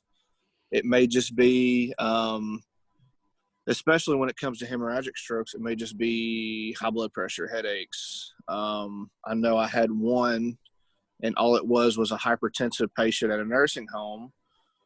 And then you ask more questions, and then she's got a headache. Yeah, she has a headache. And what it was is she felt like she couldn't get the words out, is how she described it. And then you do a little bit more digging and come to find out she heard what sounded like a light bulb pop about 3 days prior in her bathroom, and there was no light bulb that had popped. So then you start to think, okay, maybe that was like a little thunderclap type issue. And you start putting the pieces together, and it takes a little time. But we ended up taking her straight to Mercy Springfield just to be on the safe side. Um, but all in all, I think your extended scene times and appropriate diagnosis will probably benefit them more, especially if they've bypassed the window for receiving TPA. Yep. Highland, I Yeah. remember that actually. Yeah, you were on that call with me, weren't you? Yeah, I was. But Yeah. I thought it was a really good idea because like Yeah. Highland was saying, we actually wound up going to Springfield with that. We completely bypassed going to Harrison for this call. We did call med control though. I did talk to my medical control, and he actually gave me orders for labetalol because the pressure was so high. Yep, disclaimer, yeah. Yeah. But, we just we cut out the middleman with med control permission. And since she hadn't gone to the extent that she was having ICP, but I did find out later on about 2 or 3 o'clock that morning that it was an appropriate diagnosis, and it did show a bleed in her frontal right lobe. They didn't give me a size, but it was a pretty interesting call. That was the first time that I've ever seen hemorrhagic stroke as far as signs that were presented on scene. But yeah, it was definitely appropriate, and by bypassing Harrison, we were able to get the patient somewhere they needed to be much quicker. Yeah. And it just so happens I had just finished my AMLS certification like 2 days prior to that. And so the critical thinking aspect, and I think we did go over some hemorrhagic stroke signs and symptoms, and I hadn't really delved a lot into the thunderclap sound and what it indicates prior to that either. So the AMLS definitely helped me. And I guess it helped the patient too. So can you expand on that thunderclap thing? Some of the folks on here might not have. So yeah, it's basically, from my understanding, it's just it's not really a sound. It's more of a concussion inside the head. It's blood vessels or whatever that bust, and it's more of a feeling rather than a sound. It's something they can feel. And it's a loud clapping or a thunderclap, or in this case, she said it sounded like a light bulb popping. And that's to indicate that maybe there's a vessel or something that popped. And more than just hear it, she kind of felt it. And that's that hemorrhagic, the bleeding going. Yes. So.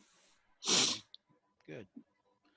Thank you. That's good. And that just goes to show you that these continuing education classes they put out there, I know y'all feel like it's death by Zoom, death by PowerPoint, death by whatever, but we need to be aggressively looking to ways we can improve our practice.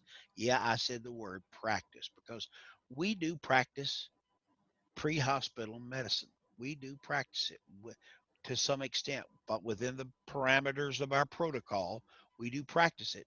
And you got to get better. If you don't get better, you're going to stagnate and you're going to go down, and that's not going to be good for you. Myself, I haven't been active in the field in a couple of years, but I stay active by reading your charts and reading what's going on and reading articles. And, I just don't sit at the house and watch TV.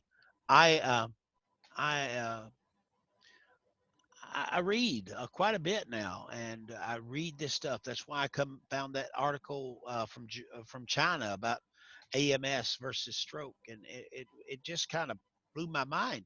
And there's a lot of this evidence-based research going on right now, and as it gets to the point and gets published, we need to be looking at it. And some of the things you can look at is EMS1. You can get into uh, some of the other uh, gyms and those things, but the CAN courses that come from in AMT are good courses to look at and learn.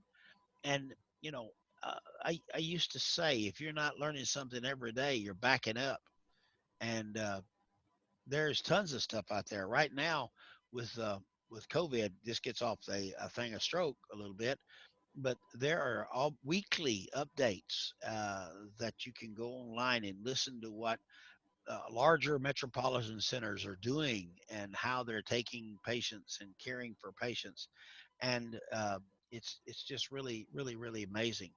Um, Stroke continues to be one of the big killers in Arkansas, and we need to try our part to make people get the treatment they need and then be able to return to the life that they want to live. Quality of life is the big issue.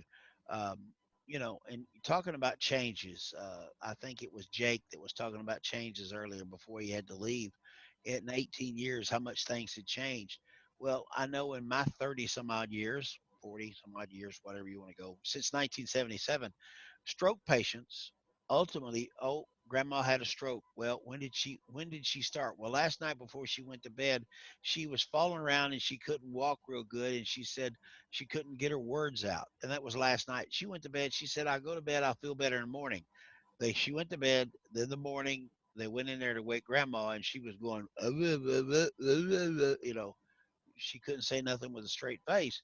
And the EMS was called because they couldn't get her up and walk her because we needed a stretcher. So the hearses was busy. So we brought the ambulance and we picked them up, put them in the truck, took them to the hospital. And the doctor walked in and said, "Yep, you had a stroke. I'm sorry. We'll get you into a skilled nursing facility." And they put them in a nursing facility. And that was the end of them. It was pat them on the hand, say, "We're sorry. You've had a stroke. This is the quality of life you have until you die. Sorry. See ya." Now, look at the change. Now we need to get the education out there so we get people into this system within the first 2 hours, so we can get them to TPA within 3 to 4 hours, and maybe getting them into a major occlusion vessel thing, soon. And as Highland was talking about, the person with the bleed, because if they got a bleed, they can evacuate that. CT scans. That wasn't around back whenever, and so we've seen changes for the good, and changes not only in hospital care, but in our pre-hospital care. And we need to constantly looking for new articles in the pre-hospital environment. And as I said, gyms, EMS one, these places all have good articles out there, and we can read them. Not only there, but go to Stroke. Um, um, Arkansas Saves is another good place to go to. And I believe, let me close it here. I'm looking here as the stroke van. That was the one that Brian told us about. But we need to be looking at, you know, places to get further trained. Uh,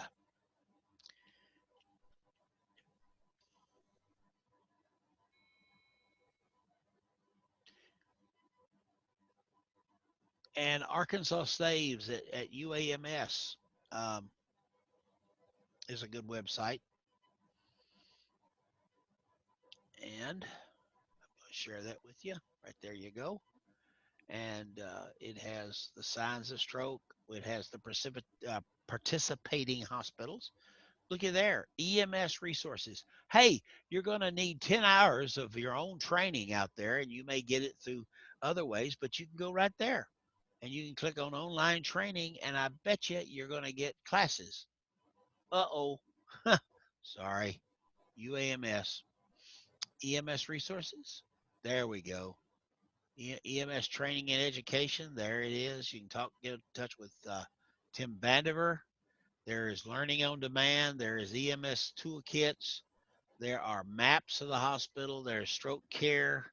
There is drive times to acute stroke stuff. And there you go. So there's stuff out there for you. And uh, this on demand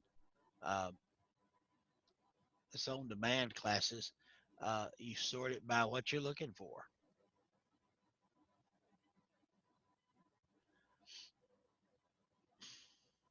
Well,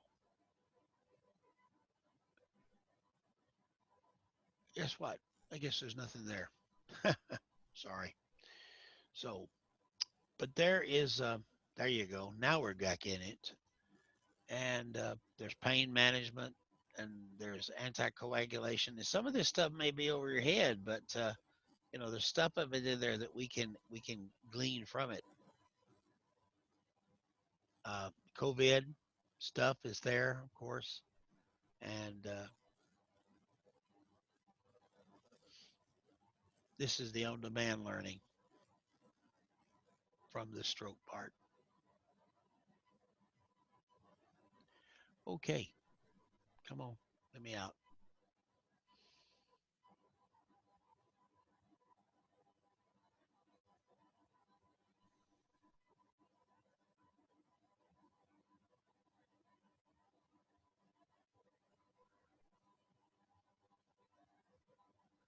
All right, guys.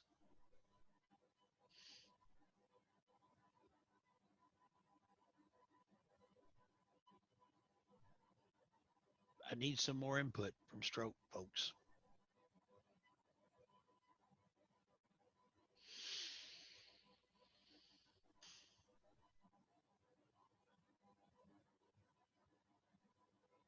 Stroke bands are very important. When should we put a stroke band on? That's a good question. Patient that's presenting stroke symptoms. You can put, sorry. Go ahead. I was going to say now, just COA, I pretty much put a stroke band on anything as far as AMS that I can't diagnose why. Sudden loss of balance, prior history, a stroke, anybody who's on blood thinners for any sort of reason, not just, oh, you're on blood thinner, I'm putting a stroke band, as long if they have correlating symptoms as well. Am I reading that wrong? That you put a stroke ban on anybody that has a positive BFAST? Yes. Okay, Highland. You're not reading it wrong. I mean, yes. Yeah, that it's got to have a positive stroke scale before you can put a stroke band on them. I think I saw somebody that was dispatched on a stroke, and they didn't put a stroke band on, and I kind of went, they didn't put a stroke band on, and they got dispatched for a stroke. But later on in reading it, they did not have a positive stroke BFAST. Yeah. So they don't need stroke band. Now, here's my question on that. If you dispatch for a stroke and they're just incapable of doing the BFAST score, what do you do then? You put a stroke band on it. Brian, that's what I typically do, but I don't think I'll jump on you for putting a stroke band on if you didn't have a positive, especially if they can't do the test. Because if they can't do the test, isn't that automatic indication that they might have a stroke? That's usually how I treat it. Well, I think you would be. Others on the call, what do you think? Let's come up with consensus here. They can't do the test, BFAST test. Do we stroke band them or not? Let's vote. I say yes. There you go. 100%. Okay.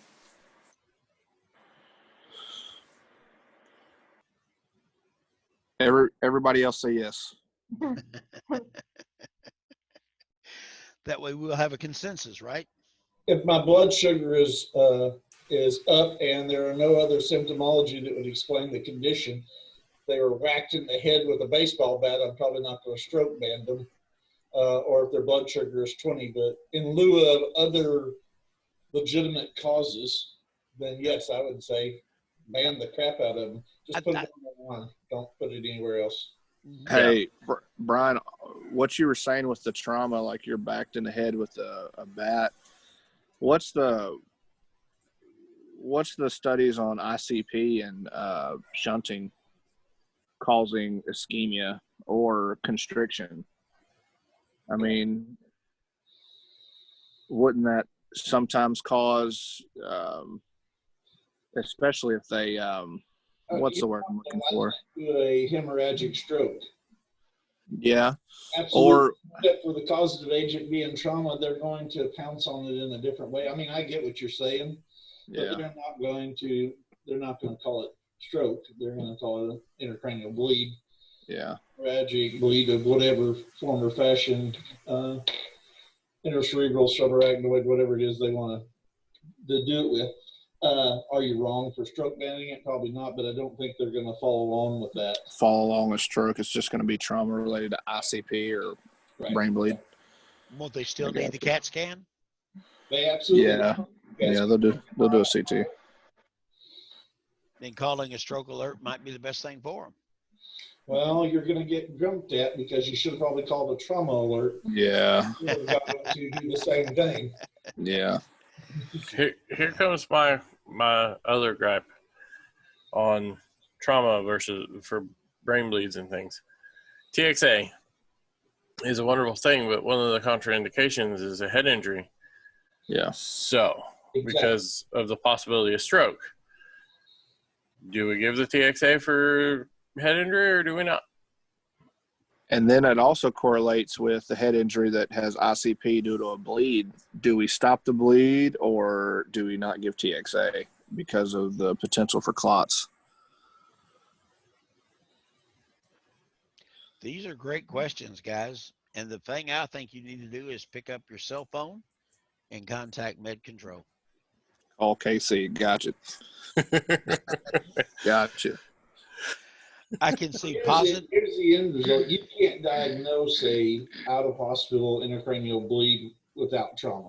I mean, yeah, your guess, even the doctors won't do that in the hospital. They're going to send them to CT for confirmation. So you don't know that you've got a bleed, so you wouldn't know to or not to give TXA at that point. Now, the head injury, you know what? That's a really good question. It's kind of a stumper. I've got multi-systems trauma, and I think one of those things is a head injury as well. Do I give TXA or not? Good Lord, that's a nice middle of the road. I think, yeah, let's get Doc on the line and see what he says about this. Sure, because ultimately it's going to be his call, his baby. Yeah, I worked a gunshot to the head. It was a small caliber pistol. And basically we flew it. We knew it was brain dead, but he was still alive. There's no way, because there was one entrance wound and there was no exit wound. So God knows where that round went. But we flew him basically at that point just for maintaining organ vitals for transplants, whatever. What I'm trying to say is we had him stabilized, and I'm not going to tell you who the crew was, but they wanted to give TXA. Now, keep in mind, the bleed through the small caliber hole, it was not increased.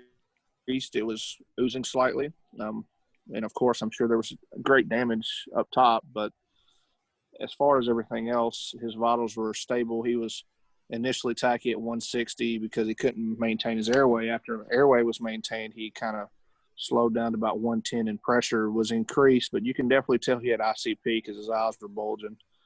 Looked like they're about to pop like a cork. But I really, on scene, I did not want to give and I wasn't the medic either, but I did not want to give TXA because of the whole indication for head bleeds, and definitely knew he had a head bleed. There was no doubt about it because of the signs that he may have had ICP due to the trauma, but they went ahead and requested TXA, and so it was their patient at the time, so went ahead and did TXA. But there was no doubt in my mind that he was brain dead or will be considered brain dead when they confirmed it, at a vegetative state, if you will. I guess the medulla oblongata hadn't been damaged because he still had respiratory drive and he was still pumping and dumping. So, yeah, and I guess if you got trauma and you think it's a trauma and a stroke, I guess you could call them both ways, right? Call them both.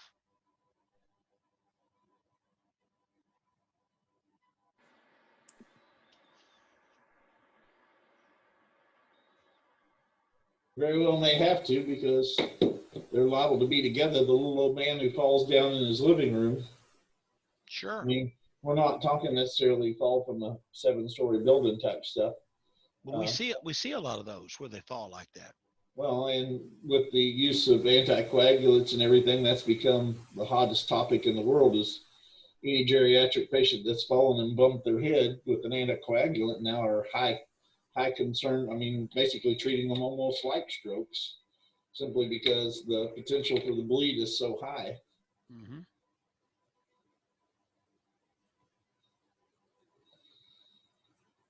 I say we put a band of every kind on them. Do we have rainbow bands? Where are those at? The Rainbow Connection.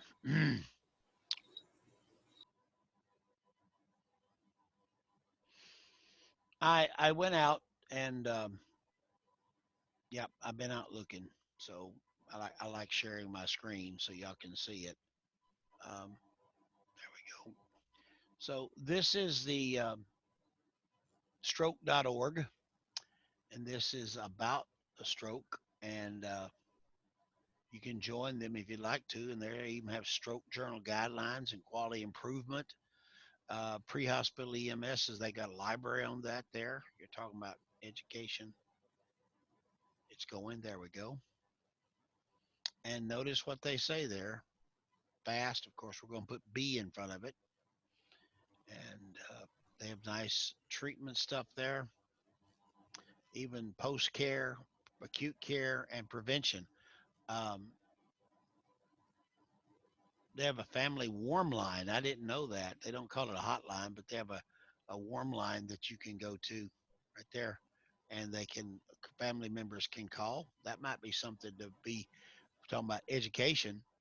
You could always have that card with a number on it and give it to the family, and they could call it to learn more about stroke. I didn't know that. Did you know there was a warm line for that, Mr. Duncan? Did not.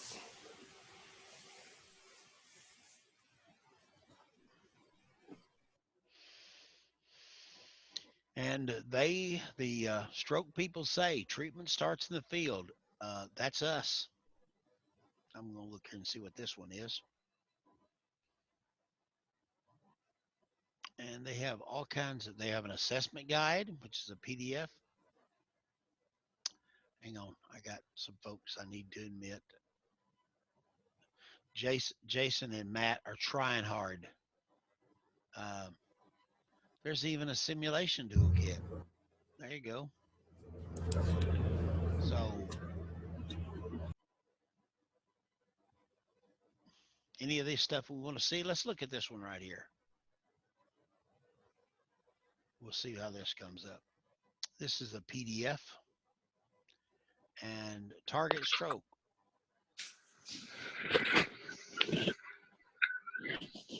Just looking to see when this was done.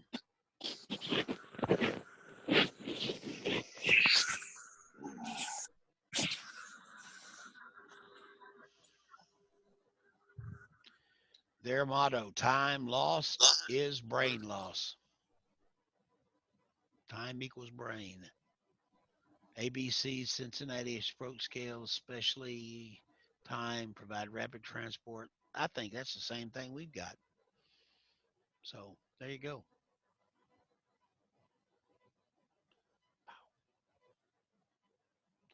But that was the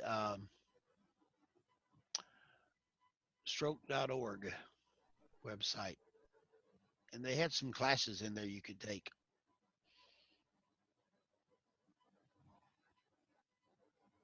I was trying to find stuff to share for you guys. Let's see.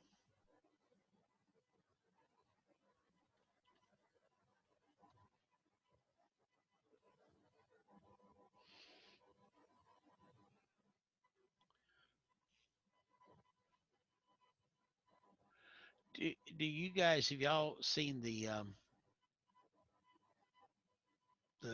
news reporter that had the stroke online while she was doing a news story?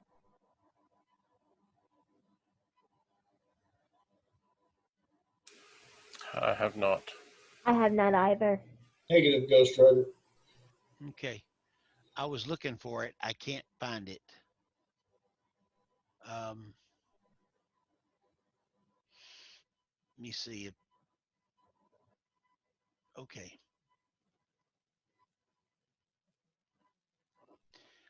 Let me get out of this. Hang on. I'm coming back around to share this with you. This is a YouTube video that was shared by, oh yeah, there it is. I want to make sure I got everything going.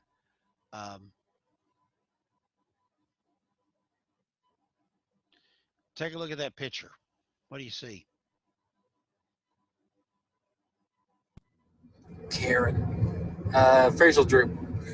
Yeah, there's an obvious facial droop. Did you say Karen? I don't know if Nothing. it's Karen or not. No, that's a Karen. I think you said Karen. Whenever I see this picture, I see Karen as well with the haircut. Okay. Looks like the pupils might be different sizes. A little bit of pupillary change, yeah.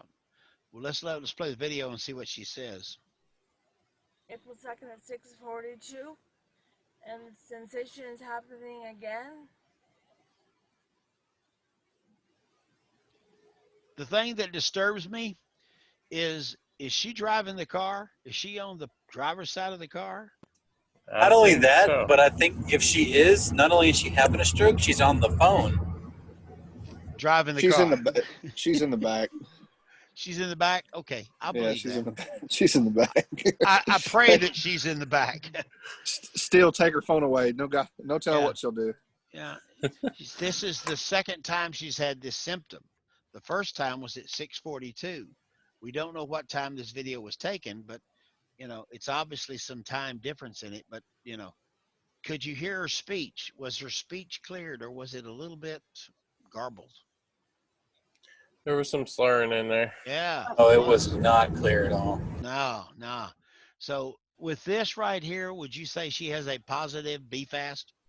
Oh yeah.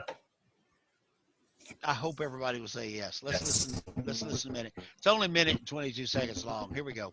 Oh yeah. They said, smile. It's all tingly on the left side, on the left side. The doctor said to breathe in, breathe out, manage distress. And I'm trying. I don't know why this is happening to me. It happened this morning again. And when I left the hospital Monday night at like 12:30 in the morning. So now I'm taking a picture for an example of what happens. Okay. This is a patient you just came to. What do you think? She's in the front seat, by the way. But the car is not moving. That's right. She's in a parking lot. Now, she has had this and gone to the hospital and was told to breathe deep and then went out. Apparently, when she was being seen at the hospital, she wasn't having these symptoms. It sounds to me like she's either having multiple TIAs or it may be cerebral palsy. Very possibly could be. But it's just facial. Yeah. So if you was to come to her and she was perfectly okay, but she was telling you that these things were happening, she was tingling, without this video evidence, would you put a stroke band on her if she didn't have any of these signs?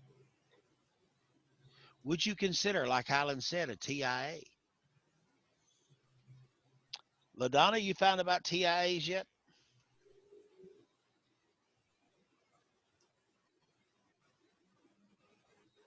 Did I lose her? I don't know. I think she's still there, but she'll get back in. Let's watch a little more of this video. We're about halfway through it. It's 6:43.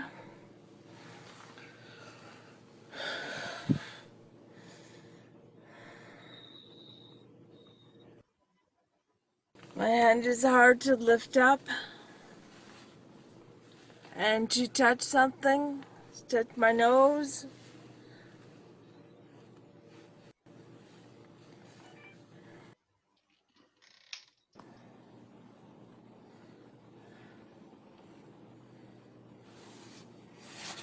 Okay. Okay.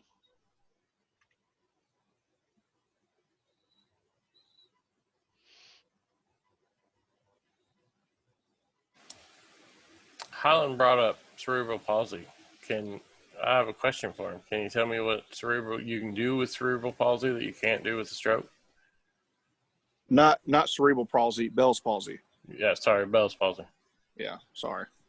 You did say cerebral. I was wondering where you went with that, but I wasn't going to bother you. I was going to let you go. What was your question, Doc? What can you do with Bell's palsy that you can't do with a stroke? Raise your eyebrows. Mm-hmm. Yeah. Wrinkle your forehead. Yeah. I got a long forehead. I don't know if I could wrinkle it all the way up there. That's My wife got mad at me. I told her she had more forehead than ass. Oh. Yeah. I saw it on a meme. No, you did not go there. Yeah. I saw it on a meme. Uh-huh. And you were being meme. Yeah.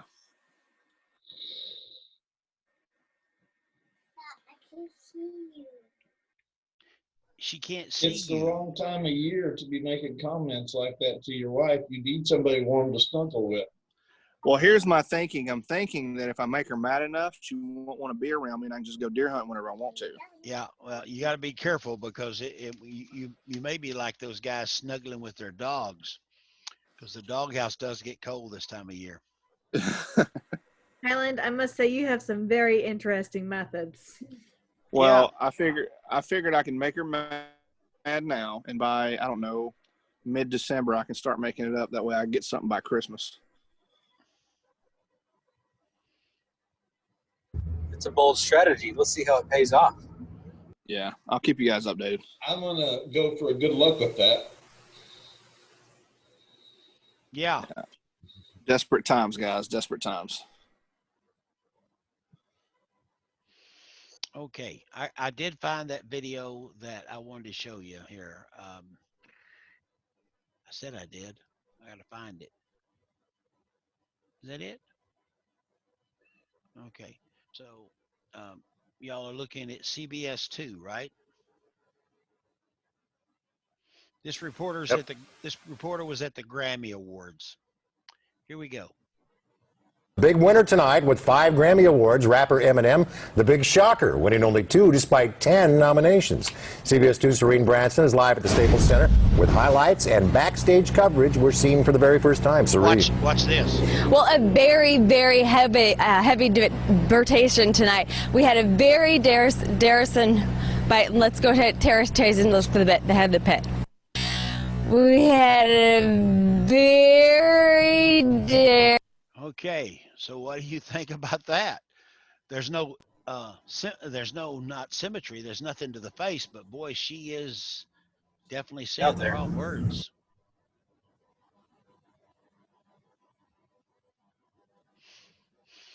It only takes one symptom to be positive. Say again, Brian. Play that video again. I just wanted to see if she fit for a van. Okay, you ready? Oh, wait. There you go. And backstage coverage we're seeing for the very first time. Serene. Well, a very, very heavy divertation tonight. We had a very Darrison, but let's go ahead, Terrace and look for the head of the pit. Okay, yeah. The only thing I can tell you is she's obviously got the aphasia, the speech issue, but she's not looking, but she's holding with her right, so I don't think she has a neglect. Her pupils never go over to her right. She glances to her left a couple of 3 times, but she never glances to her right. Yeah, she didn't. I'm curious if she had a bleed or if she had a large vessel occlusion. If I remember the article correctly, they actually said it was a TIA. Huh? Because she totally got better from it. Okay. What's okay? I'll be good. You will. All right. That's a little unnerving. Yeah, it was. Spooky sounds in my ears. What kind of Zoom meeting are we doing here? where we're looking at stroke victims. Not what I heard. Well, yeah. But yeah, that was live on the air in L.A. At the Grammy, and I guess that was about 9 years ago. That I did find another piece of video. Y'all want to see this? The look of alarm on her face was fairly interesting. Yes. Okay. This is really what happened to her. Now, listen to what they say here. p.m. As soon as I opened my mouth, I knew something was wrong. Hundreds of thousands of local viewers and millions more around the world watched the medical emergency unfold right before their eyes. Well, a very, very heavy debatation tonight. CBS 2 reporter Serene Branson stricken during her post-Grammy report. To be honest with you, I started crying right away because I was scared. Serene talks about that night and for the first time watches the video that shocked the world as doctors unlock the medical mystery which could affect millions of women. Good evening, I'm Paul Majors. And I'm Pat Harvey. Serene's on-air medical scare was difficult to watch and left all of us and many of you viewers worried about her health. Well, tonight we know what caused Serene's slurred speech, and we're happy to have Serene herself explain what happened to her that night. As of course, look at you. For CBS 2 reporter Serene Branson, the first day back at work today, You ready to see some people who really love you? Was not to report on the news. Serene was the news. What really happened to Serene on Grammy night? Serene. Well, a very, very heavy debatation tonight. Was there something that happened earlier in the day? Did you feel something funny, something different earlier before your 11 o'clock? I started to get a really bad headache. And I thought, you're tired, it's been a long day. And around 10 o'clock that night, I was sitting in the live truck with my field producer and the photographer. And I was starting to look at some of my notes. I started to think, the words on the page are blurry. And I could notice that my thoughts were not forming the way they normally do. So you go on the air because you figure this is what I do. I'm a reporter and this is a live shot. And did you really feel at that time you can get through it? As soon as I opened my mouth, I knew something was wrong. I was having trouble remembering the word for Grammy. I knew what I wanted to say, but I didn't have the words to say it. And at the time when you were talking, That's interesting. Isn't that kind of like what a stroke is? You got the words, but you can't speak it out. Y'all still there? Yeah, I was thinking that would be such a frustrating feeling, though, in all honesty. Yeah. Okay, let's go on and see what they say. It's not that long, and we do need to add some more time to our stroke lectures. tossing to your package, you knew what you were saying was not what you wanted to say. Right. Obviously, you were aware. I was aware of this isn't making sense. But let's go to Terrace and look for the head of the pit. Right after the live shot, obviously, my producer, Carrie, and several photographers surrounded me right away. She basically dropped the microphone and started to shake a little bit. Carrie Mahler, CBS 2 entertainment producer, recalls the frightening moment. I went and grabbed her. I pulled her out of the live shot. I wanted to make sure she was sitting down. The first priority really wasn't our coverage of the Grammys anymore. It was Serene's health. They sat me down on an area right by Staples, initially gave me some water and just, are you okay? Are you okay? And I still couldn't form words at that point. To be honest with you, I started crying right away because I was scared. I was embarrassed. I was terrified and confused. What had just happened? For a reporter not to have words to say, I think that would be scary. I think that would be scary for any of us that we couldn't talk. I have a friend that had a stroke, and was a paramedic instructor, and when they came in, they thought he was having a heart attack, and he was screaming in his mind. He said, I was screaming in my mind, it's a stroke, it's a stroke, it's a stroke. But he couldn't write anything. He couldn't speak or anything. All he could do is look around and be conscious of what they're saying. That would be a terrible place to be. What did you think at that point? I know you said you were terrified. Did you think you just had a stroke?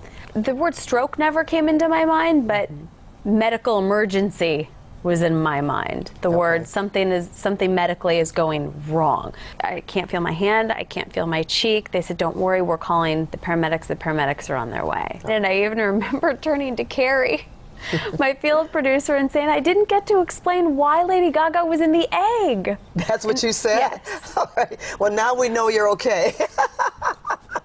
So what did they do? They checked my vital signs. They took me in the ambulance, and they checked my blood pressure, my temperature. They took some blood. They said my vitals looked normal. And at this point, I've regained my speech. I was still groggy and confused, but I could talk again. And they said, well, your vital signs look normal. Would you like to go to the hospital? Well, what do you think? You talk to her now and she's okay. Her vital signs are okay. You took blood. Would you think maybe she could go on and go about her own business?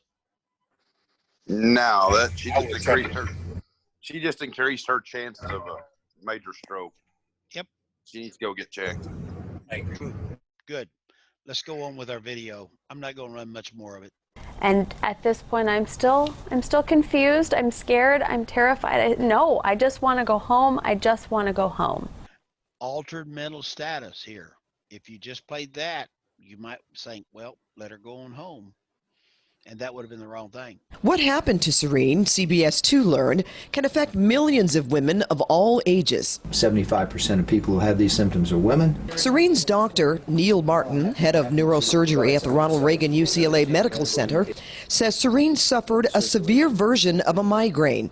In her case, a complex migraine. It's a sign that something happened in that area of the brain, and our job is to figure out what it was. The kicker was when she said to me, well, you know, my mother had an episode just like this, happened a few times. She got a headache, she couldn't talk. The doctor says this is often hereditary, but there is good news. It can resolve itself on its own, and a patient only needs treatment if it happens over and over again. And in this case, the fact that this happened on live TV could provide very valuable knowledge to researchers. So this is the first that you know of, or first video that... It's one of the first I've ever seen where someone is captured right in the middle of an episode, and you really get the sense of what it sounds like. You see the shock on her face because she doesn't know where it's coming from. It's so unusual to have a full video of somebody in the middle of an episode that we'll probably ask Serene's permission to use this to train medical students and doctors in the future. To have this happen live and to have so they come up with it was a migraine. Very interesting. It's hereditary, but still it has to do with the brain, right? So I think we'd be right to be going the right way on that. Comments? Can we go punch him right in the nose? You could. Because that was one of the worst pieces of advice I ever saw put on national television. Hey, you know, it can happen several times and it'll be fine. Oh, Yeah. exactly. Very much. Thank you, Brian, for pointing that out. It just made my butt itch. I can't believe somebody would say that. Oh, you know, wait an hour. That's what he could have thrown in there. If you just wait it out for a little while, it'll probably get better. It might or it might not. Or you just might die. That could happen too. Hey, who knows? Let's play Russian roulette with this game, shall we? Hey, LaDonna, what did they teach you early in school? You said it earlier today. Patient advocate. Thank you very much. Somebody needs to advocate for her to go to the hospital. She was willing to turn it down. Sounds like she did turn it down. Sounds like somebody should have been all up in her grill being an advocate saying, let's go make sure this doesn't kill you. Instead of saying, well, your vital signs are down, do you want to go to the hospital? I mean, you don't have to. We can see how this goes. Or if you want to go somebody should be advocating for her because her brain wasn't working well enough to be released. That's my opinion. Everybody has one. That's good. That's good. Yeah.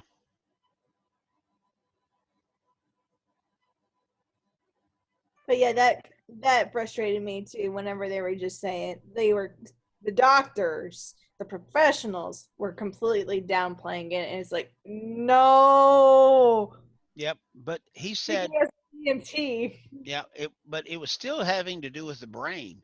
So err on the side of being a patient advocate. Err on the side of let's do something, because I'd rather I would rather take the beating from professionals or people that are taking this patient in. You shouldn't have brought him in. You shouldn't have brought him in. You shouldn't have brought him in. I said, okay, that's fine. I shouldn't have brought him in, but I did. I erred on the side of caution. If I'm wrong, treat them and street them, and we'll all go about our day. I'd rather have you treat them and street them than treat them and slab them. Right. Not treat them and slab them. Yeah, very true.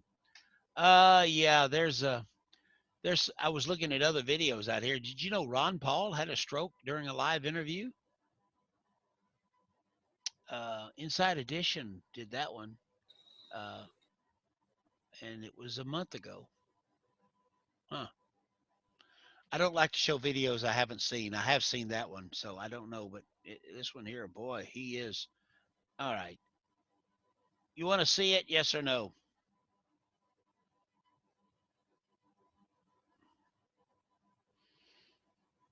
Nobody wants to see it? I'm good. Good.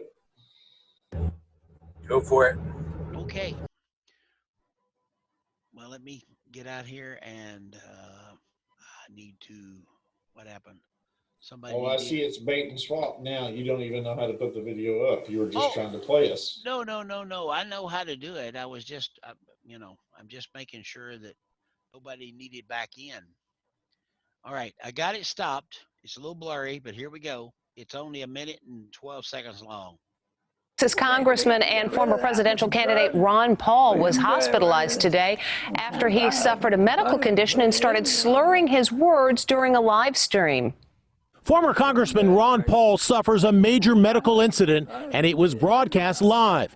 The 85-year-old physician was taking questions on his live streaming YouTube channel when he started slurring speech and talking gibberish.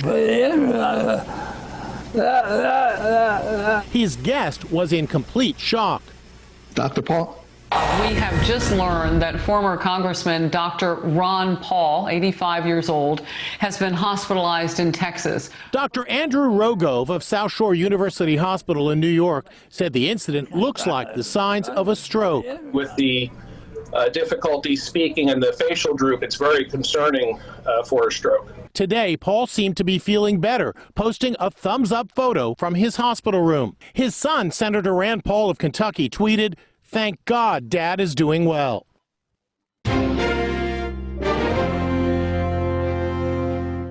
Okay. He was gibberishing, wasn't he? He definitely had a facial droop. Yeah.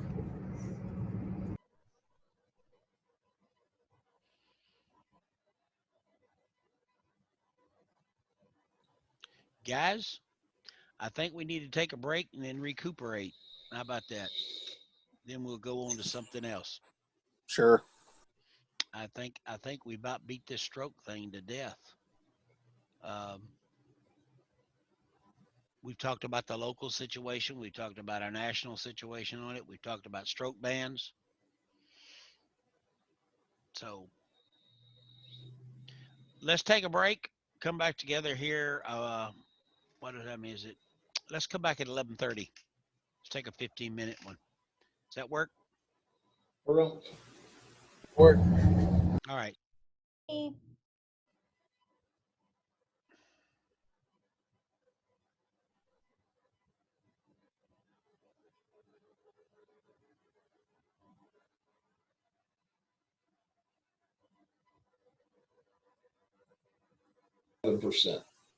Right. So you were actually gaining ground, which I hardly ever. you don't ever seem like you gain ground on anything. But the more you do this, the better chance they have at survival. The better you do, the better they do. I know that's kind of an obvious deal, but in this one, a real one-for-one, you increase it this much, they increase that much. Yeah, that goes back to some of that stuff that even back to 2000, when the Heart Association was looking at pausing to do your breaths in between the 30 compressions or the 15 compressions at that time. You know, when you paused, you actually got blood clots in the ventricles and atrium. And when you started compression again, it took you a longer time to build up to that pressure. And it's really interesting. They are really getting after some of this, and we're seeing some of that.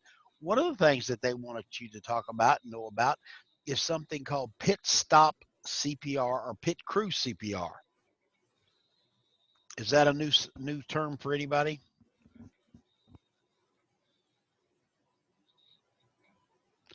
Shouldn't be. It's been around. Our friends to the north in Taney County, they use a pit crew CPR, and basically what that amounts to is everybody knows their job when they get on scene. So you don't have to set up your team every time. Due to resources, I don't think that's feasible here, but we all know that if you're working with a partner, you need to let your partner know exactly what you want them to do, so they can do their part, you can do your part, and that works too very well. But it's functioning as a team, and that does include team training. So ACLS should be taught with the team that's going to be responsive to that. Man, if I could advocate for anything, take your partner to ACLS with you. Yeah, or take your partner and go out and do some ACLS.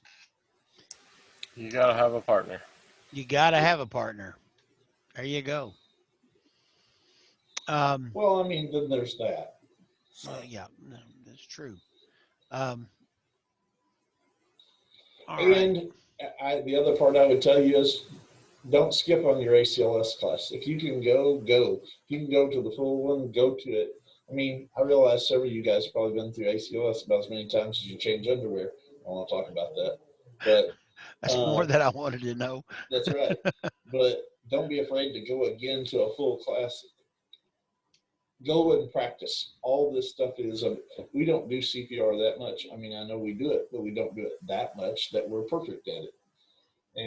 And although you probably know how to do compressions, working as a group is the way you learn them. I firmly believe.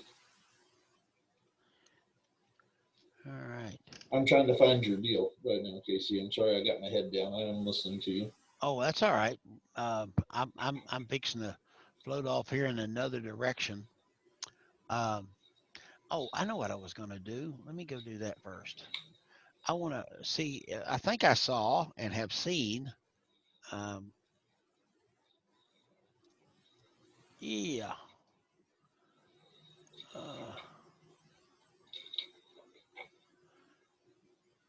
Okay.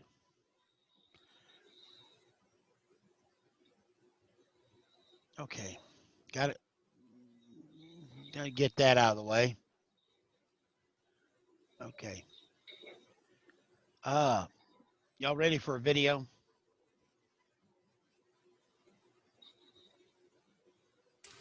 Sure. Sure. It's better than listening to me talk, right? Ooh, got quiet in here. I'm going to answer that. Here we go. Pit crew CPR. Shock now. The old way of CPR in the Wilmington Fire Department was usually that the youngest man on the truck ended up doing compressions. Dripping sweat doing compressions for 30 or 40 minutes, and you would never stop. The youngest guy on the truck was dying. He was exhausted from doing compressions. Trying to make your heart beat 100 times a minute by pushing on your chest. Our save rate has gone up about 9%. So far this year, we're at 24%, which is a huge number. Comparative to the nation is about still at 9.6. We named it the pit crew process basically because you're in the South and we like NASCAR. Like the pit crews on the NASCAR team, everybody already knows what job they're going to do when they come across the wall. Same way with us when we get off the fire truck. Everybody's assigned to a job. 2 more rounds and they hit the AED. No delay of care or delay of compressions, which is the most important part. 30.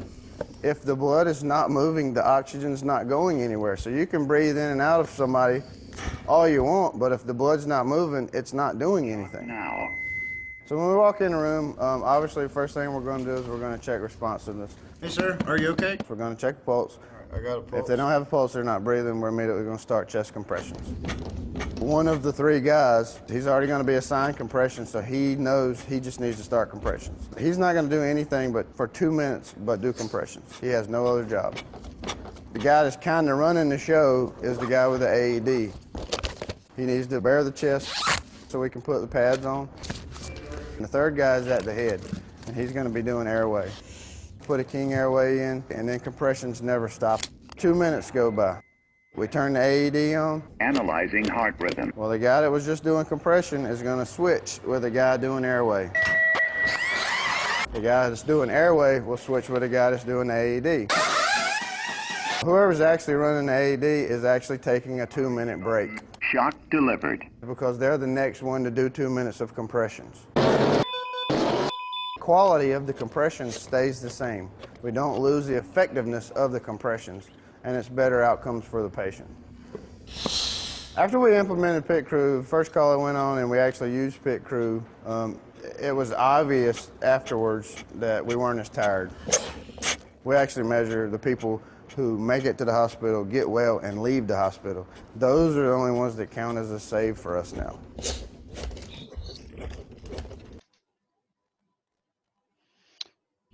It was about the 3rd week into Kathy's weight loss battle. That was, sorry, Kathy. We got to go. So, there we go. That was Wilmington, North Carolina. They claimed the right to do the pit crew. And they found out by, they were running, what, 3 people on a truck, from what I could tell there? Yeah. Okay. That'd be nice. We don't have that luxury, but okay.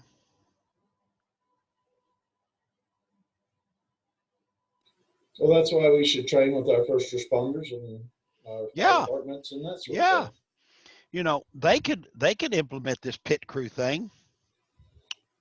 You know, they could get started on that, and then we could come in and just mesh right with their situation.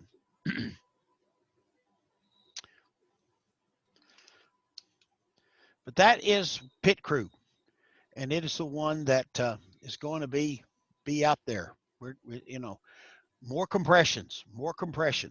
I was watching a television show the other day, and it was an emergency medical television show. Well, heck, fire! It's Squad 51 emergency, and they were doing CPR on somebody that was in a full arrest, and they were going so slow, and they were off the chest all the time. And you know, we can't do that anymore.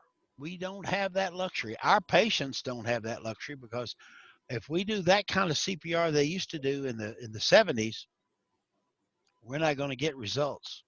And I was impressed that they talked about a 9% survival rate in the United States. So they're, you know, they're up, their numbers were up. I think the people out in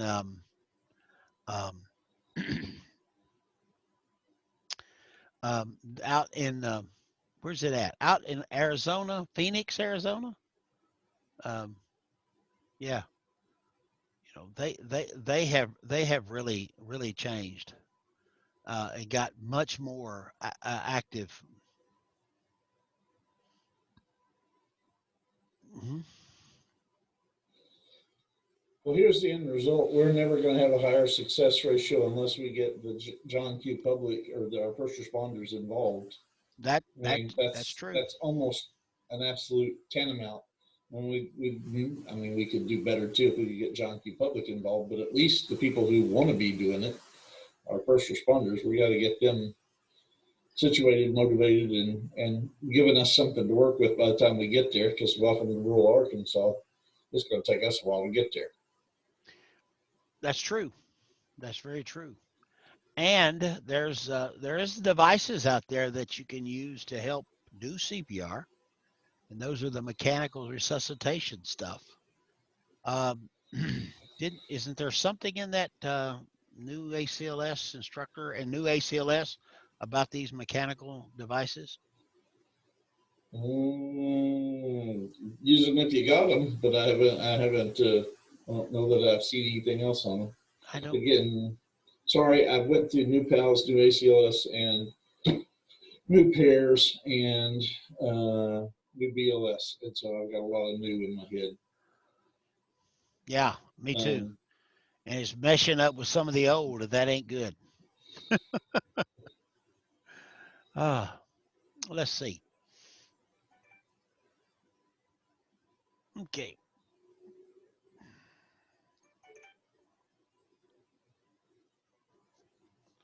Okay, I'm sorry.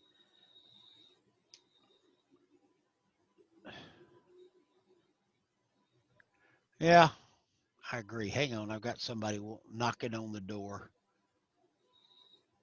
Somebody ringing the bell? Yep. Jake wants in, and also I guess that would be Spurlock. Is that who else did I just let in? I was going to give you another video here. This one is from no, this isn't the video.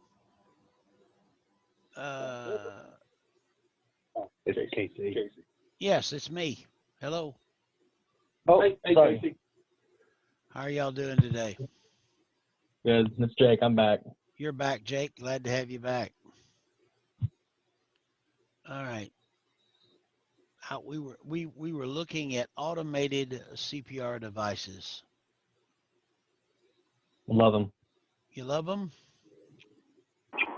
I absolutely love them. Lucas, I've used it, and man, I think it's great.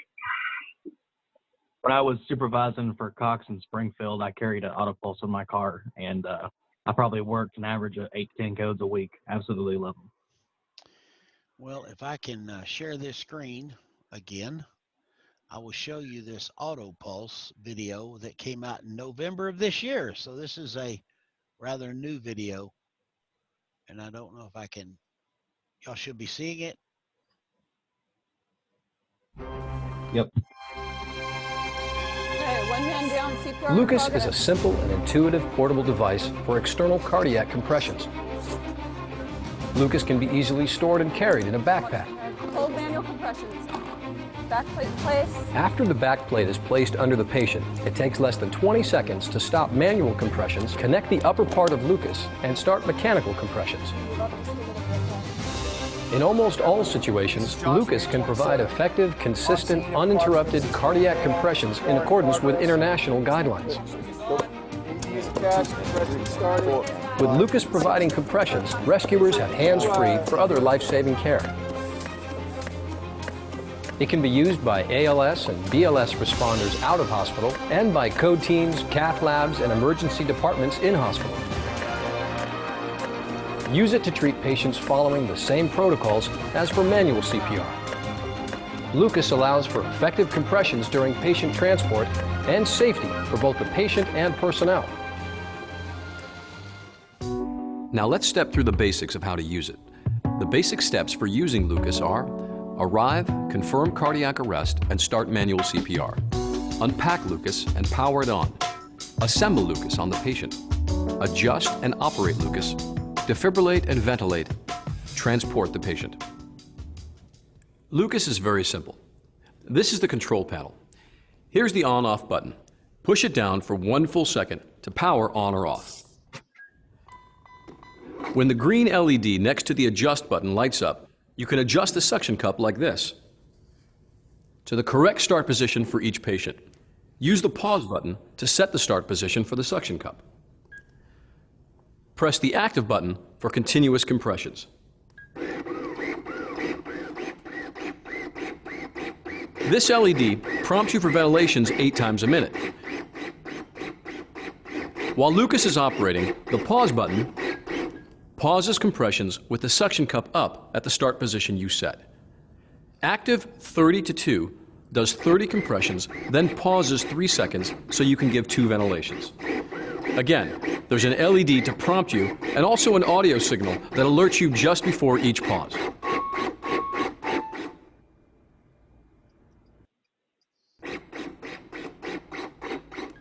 Useful.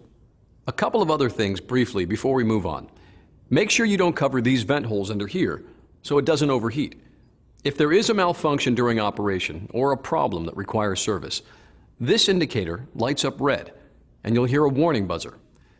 This button mutes any alarms during operation for 1 minute. But when Lucas is powered off, you can hold this button down to see the battery status. You should learn the various warning and battery status indications. They're all in the instructions for use. Keep it handy in the bag.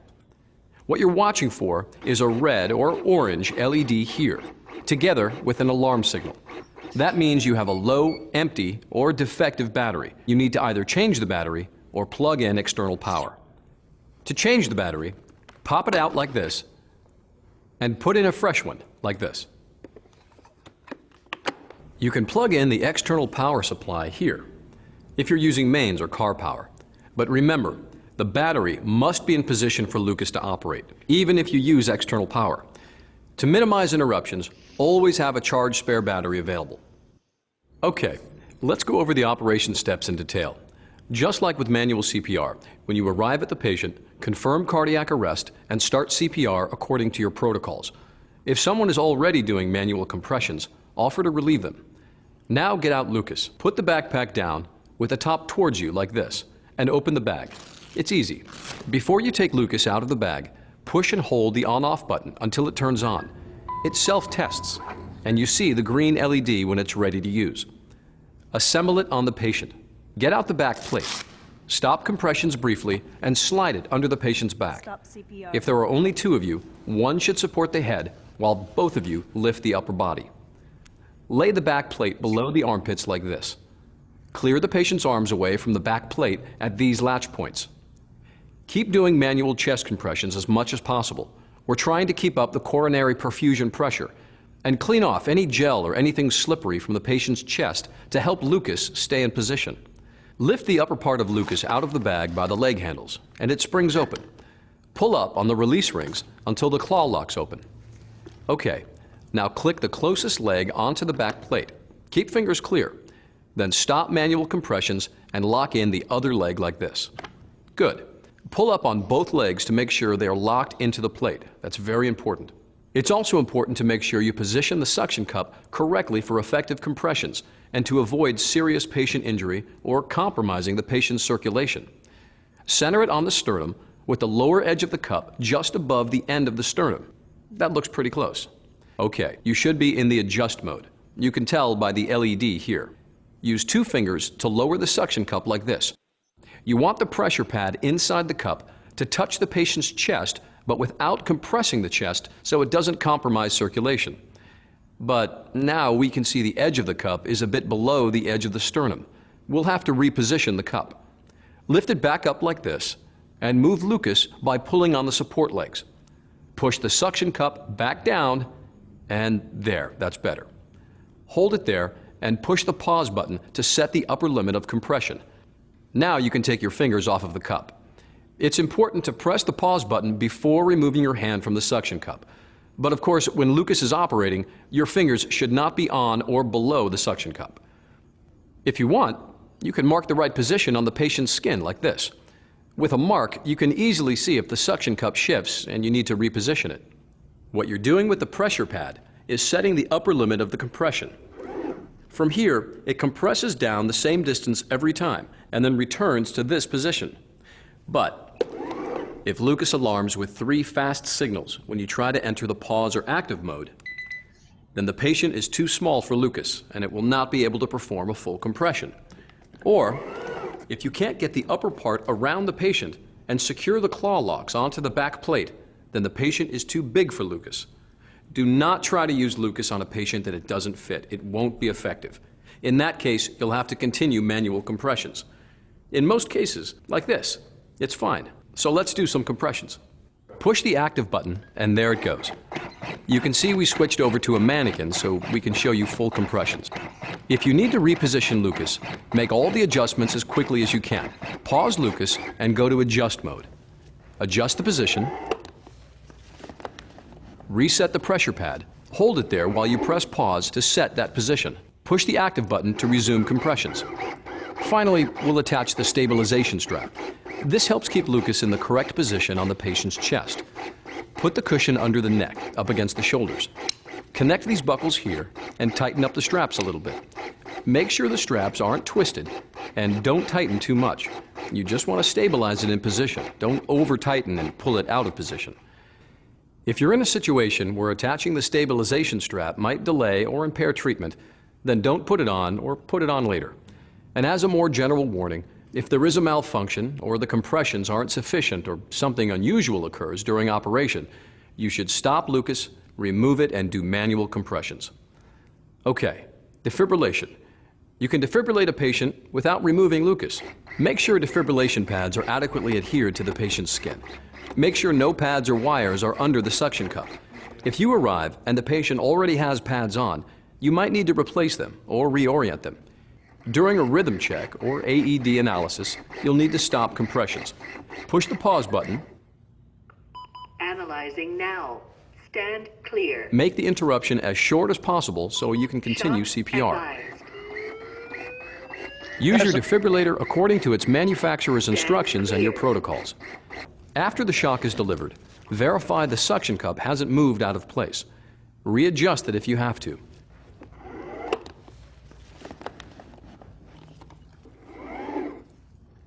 Push the active button to resume compressions. If you are ventilating with a bag mask, use the active 30 to 2 button. After 30 compressions, Lucas pauses for 3 seconds to let you deliver 2 breaths. Then it resumes compressions for 30 more.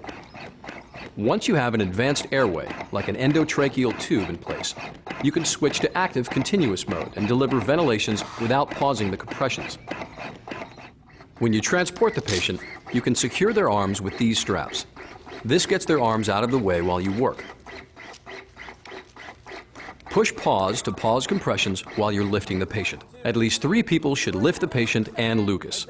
Remember to support the patient's head even with the stabilization strap in place.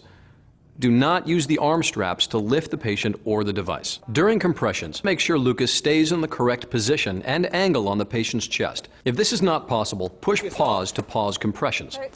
As soon as the patient is horizontal again, check the position of the suction cup, adjust it if you need to, and push active. Position's good. Check placement, back on. During ambulance transport, the patient and rescuer should be secured. Just like with manual CPR, it's common for the patient to have bruising and soreness of the chest with the use of Lucas. Here are 2 other important procedures you need to know. If you need to change batteries while you're using Lucas, push pause. Swap in a charged battery, like this, and push active once you see the green LED here. Lucas can remember its settings for up to 60 seconds during a battery change. But if it takes longer than that, you'll have to readjust the suction cup on the patient's chest before you resume compressions. The same thing is true if you switch over to external power. And remember, you always have to have a battery in Lucas, even if it is plugged in. It won't run without a battery in it. Here's how you remove Lucas. Detach the stabilization strap. Push the on-off button for a full second to turn it off. Disconnect the upper part from the back plate with the release rings. Remove the back plate if the patient's condition allows. Clean Lucas as necessary before putting it back in the bag. Do not immerse Lucas in liquid because it can be damaged if liquid enters the hood. To change the suction cup, peel it off like this and throw it away as contaminated medical waste. Put the new one on like this. Make sure it's fully seated. Replace the battery with a fully charged one.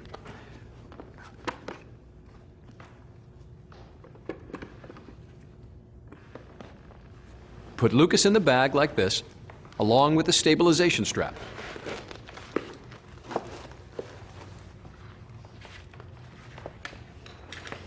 Translated, put your toys away after playing.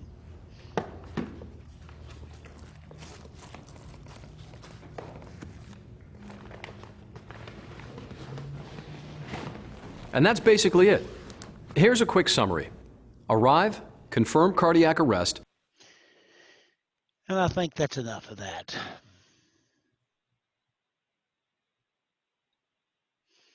Okay. Jake, you used one of these. You like it? Never used the Lucas. We always use the AutoPulse. AutoPulse. Yeah, I use the Lucas. Okay. It's more than easy to use, and we've had a great success rate with Rosk on it. It's simple. It frees up a lot of people. And the good thing about it is you can secure the hands up there. It's not flopping around or getting, all tangled up and stuff. It's really nice. Okay. Well, there are some out there. You can buy one. A Lucas right now is $16,000. You can buy it today. We need 8 of them. Need 8 of them. $16,000. Boy, that'd be something, wouldn't it? There is others out there. There's a Physio Control chest compression device. It's $15,000. There is a Zoll Resusci CPR QCPR device, and it's $1,300 per. That doesn't look like anything that does compressions. There is a Resusci Q heart pump, and it's $1,000, and it's supposed to teach you. That one does the compressions and the suctions. So, yep. There's other devices out there. What is the Zoll one? I know thought Zoll had one of these. Well, Zoll makes the AutoPulse. Right. Okay, the AutoPulse. Okay. It's a little more bulky, but while it doesn't have the straps for the hand placement, where it's beneficial is that it does circumferential compressions, and you can tilt the patient up to 45-degree angle any way you go while you're carrying them out of the house, and it'll continue to do compressions, so there's no interruption there. Awesome. Yeah. Okay. I was looking for the AutoPulse, and the only one I see is one that's refurbished for $4,000, $5,000. So, yeah, but they're out there. The only thing is, go ahead. No, you're fine. I was gonna say when we ordered them through Cox, we were dropping $30,000 per device. Wow. Okay. Well, all we need is money, and until CMS pays more, I guess we won't get that. But that is part of the things you guys need to know about, that there's automatic CPR devices. I remember the first time I saw one of those Lucas device, the one that they put the hands up there and it holds on to it. I thought the patient was actually holding on to the compression machine device. So, yeah, it's interesting. The only experience I've ever had with this stuff would be mechanical CPR. Was the old thumper, and it was heavy. It was like adding in the third person because you felt like you were carrying them around.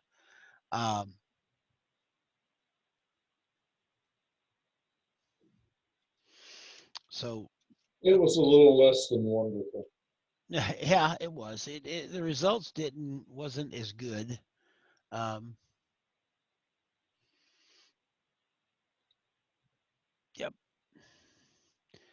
I think its problem was it was too cumbersome to be done quickly and efficiently, and so people quickly decided, I'd just rather not. Well, ours was interesting because when we used it in cold weather, the O-ring seals wouldn't seal up. Right. And that was the major flaw, and dirt getting in the O-ring seal area. And yeah, but when it worked good. But when it didn't work, it ain't worth a flip. So mechanical CPR devices, good, bad, or otherwise, I think if it was me lying there, I think I would actually like to have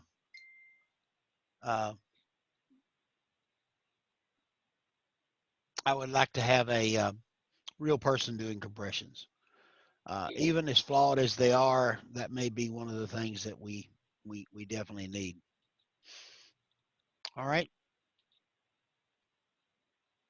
Brian, what else can we talk about on CPR, cardiac arrest?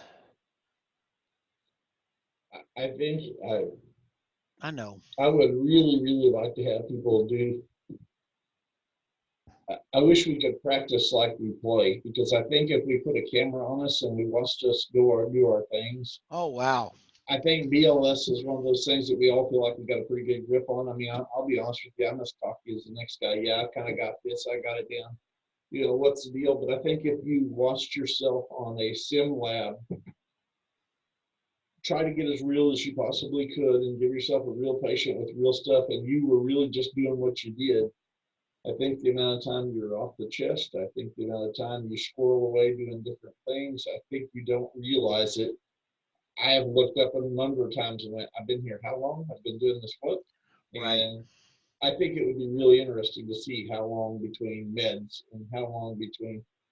And my only point to that is practice. Dang it, practice. That's how we get good. And don't quit learning, and don't feel like you got it licked. Don't, just practice. Yep. Continual retraining. And that's one of the things that the American Heart has come up with, I've noticed in these instructor manuals I've gone through, is they have focused, intense training. And that's not the big class. That's where you just get together as a group and use a small group and you focus in on exactly what you need. Go ahead, sir. It'd be phenomenal if you took, again, I'm big on crew training. I think that's a good way to do things. If you took two teams and you had them go do CPR, and you had one team, basically give the other team a ration of crap about, really pay attention and judge them hard, and then both of them sit down and watch the video over again of what you just did. I think 4 people could make an amazing training team, and then let 4 other people do it. You don't have to have 200 people in there. People get lost and bored and wandering off into oblivion and everything else. 4 people is probably a great training session. I agree. And I like the idea of focused, sorry. Okay. I like the idea about them doing the focused. I like the focused, because when you get in focusing, you're just dealing with just what you want to work on to get it right, to make it right. And it still lets you certify. You can still do the other stuff outside of that focused area, or you do it in a continual manner where you do just part of it here, part of it there, part of it there. And it kind of puts it out, spreads it out so your mind can comprehend more of it. We all know about ACLS, and when you get into ACLS, you get in that ACLS cram mode. That's like this NCCP. We get in this NCC cram mode where we got to get it done over the next 12 weeks. We gotta. And sometimes that doesn't sink in as well, especially when you don't have, good presentation for it. But we're getting there. We're starting to train things and understand a little bit more of this stuff. And yeah, so I feel like these deals, like what we're doing here, are great for idea development.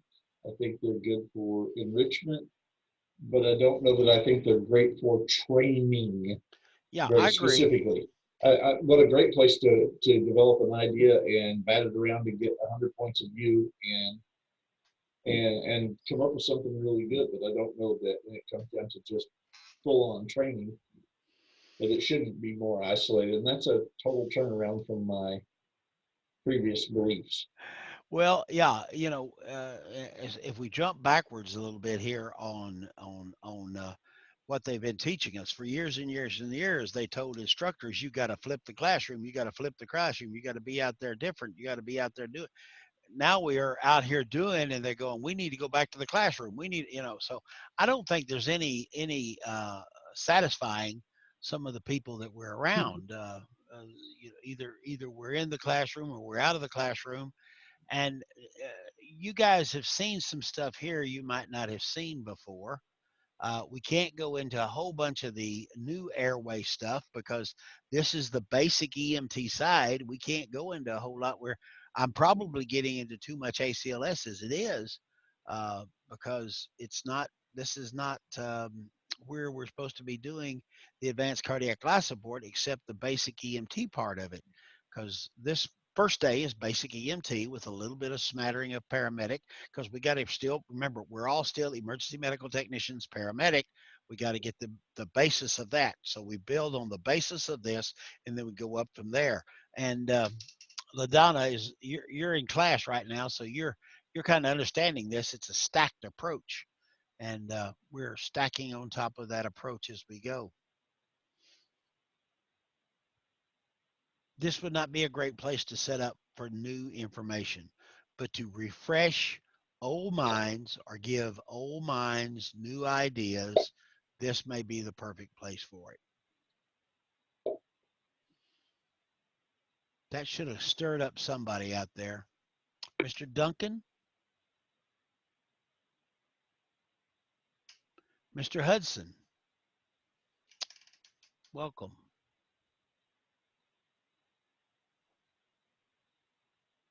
I understand that we need to be refreshed every once in a while, but we also need to throw in learning new stuff, because if we just repeat the same information over and over again, you're not growing anywhere. I hope this is not the repeat of the same information over and over again. I hope we are giving new stuff out there to you. I hope we are. I feel like I am, but I don't know. Am I not? What is this crazy thing doing?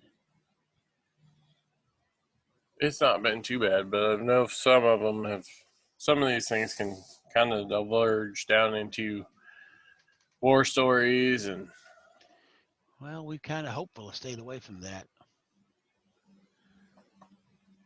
I'm not really sure what I can do. I've showed you. I've got a. Where's it at? Nope, it's not there. Sorry. There's some more stuff out there on pit crew CPR, but I'm not sure if that's what you want to see, what you want to learn about. What do you want to, I don't think I can get into the Heart Association stuff and play those videos, because we want to keep this kind of basic. Devin, are you still here with us? LaDonna, are you still here? I see Jason is in and out of his truck. Sorry. Hi. I saw you put on your mask a while ago. It's always good when you're going to get out of the truck to put on your mask. Yeah, the school called. I had to go pick up my daughter. She's having blood sugar issues. Oh, no. So, yep. I was a while ago. Hope she gets straightened out. Oh, she will. I heard her. Hi. From one diabetic to another. Hello. LaDonna, you open up your mic now. What do you think of this? What else would you like to learn? Have you know about this stacking? I'm not really sure if I'm that familiar with it. Okay, stacking means we start out putting basic information out, and then we kind of build on that going up toward the paramedic. So pretty much you're starting out with your basic, and then you're working your way up. Right. That's day 5 and 6 of this NCCP is more advanced. Gotcha. Okay. As long as we're not stacking shocks, that's not acceptable anymore. Not stacking shocks, and we're not stair step. Hey, I'll give you one. Let's stair step some breaths. Brian, you remember that? That is considered absolutely naughty. Yeah, I remember that too. That was a bad deal. Bad deal. You had to get up where they stair stepped right up so we'd know. Oh, yeah. All right. But I think it's crazy about all those old things is that they gave you a legitimate reason that made you feel like, oh, okay, well, gosh, that's what we should have been doing. And then 5 years or 10 years or 20 or 30 years later, you go, oh, good God Almighty, that's the stupidest thing I've ever heard of. That's right. That's not evidence based. Our evidence says that was wrong. Casey? Yes, ma'am. Do you mind letting Highland in by any chance? I'm in. Thank you. Okay, you're welcome. No problem. I got him in. I saw him when he popped. He just popped up, and I just let him back in. And every now and then, I've got to pull a list of a list of students here. So if you see me click on something here and drop a screen page, it's me actually copying your names. So I'll be able to have a copy of it to send to the appropriate authorities to get you the appropriate certificate of completion. So I've got a question about what the AHA says now about sequential shocks. Doing the dual shocking, and they've had to start doing that in the ER when we arrive. The American Heart Association ACLS 2020 update, which I just went through, and I guess Brian's gone through, it said research on sequential shocking has not yet proven profitable, not been supported as of yet. How's that? Exactly what I read. Okay. In other words, you can do it if your doctor wants to do it because it's his license, but it's not AHA standard. Okay. I have a question, and this is an opinionated question. You have an opinion. I am opinion. Okay, go ahead. So based on data and research and all that good fun stuff, why is Arkansas rated the worst state when it comes to cardiac events or cardiac calls compared to other states? Now, at first I thought it may have been like rural areas, but then you have places like Alaska, who is as abandoned as you can get, and we're still worse than them. Well, in Now, Alaska, they may not have as concentrated. In Alaska, when you die with a cardiac event, the bear comes along and eats you, and you don't know if it was a cardiac arrest or a bear. No one knows. Yeah. Yeah. This is an opinion. I just don't know why we are doing so terrible. Is it a data issue? Here we go. Go ahead. Oh, well, this is what, as I understood the deal I went in on. The first things you have to look at is PCI hospitals. We have very few in the state. I mean, we're kind of under situated. You look at our stroke capability, and we have stroke facilities all over the place. You look at our PCI facilities, and let's face it, Boone County doesn't even have a PCI facility in the state, technically, within the next county. Newton County doesn't have one. Searcy County doesn't have one within the next county. I mean, people are having to go 2 counties away, 3 counties, 4 counties away to get to a PCI facility. Thank God for air. Right. So that's part of the issue, I believe. We are in the deep fried belt. If you look at the AMI or the big big cardiac deal right through the center of Arkansas, Mississippi, Georgia, where the MIs kind of fall the worst, is also the deep fried belt of the United States. Cholesterol is worse. But we love our bacon deep fried and our Twinkies deep fried. Good Lord, you know we're the one that made all the carnival food. Let's fry something. We got something that's really bad. We got a Twinkie. Let's fry that. You got any Oreos? Let's fry those. I bet you. So that's part of it. So that would be my opinion of proportionally what some of the problems are, is that we're bad unhealthy anyway. And then our PCI capability is pretty limited. And then, you could probably go anywhere from education to understanding after that. Now, that's the world according to my opinion, and that and $1.75 will buy you a pot. I don't know why Arkansas is considered. I think, even when you look at our trauma, as much as we've expanded trauma, according to the American Academy of Trauma, we still rate an F for trauma care. Rural takes part of it. you know, the, I don't, Alaska's rural, but I don't think there's anybody. Some of those people who live in those cabins who are by themselves don't have anybody with them. And when they have their event, when they find them, they're skeletons. So it's kind of hard to rule out what caused the death. Um, I agree with Brian Unruh that PCI capability is far and few between in Arkansas. I think some of it is education because we don't eat right. We don't, chest pain starts. We go, oh, that's that taco bueno thing I had a while ago that covered in onions and jalapenos.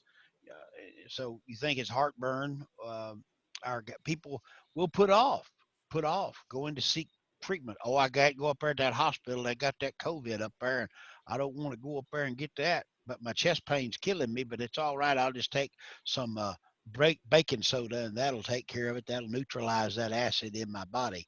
Um, so I think that might be part of it. Highland, what are you thinking about it? I don't know. I know definitely distance and what Brian said about the PCI facilities.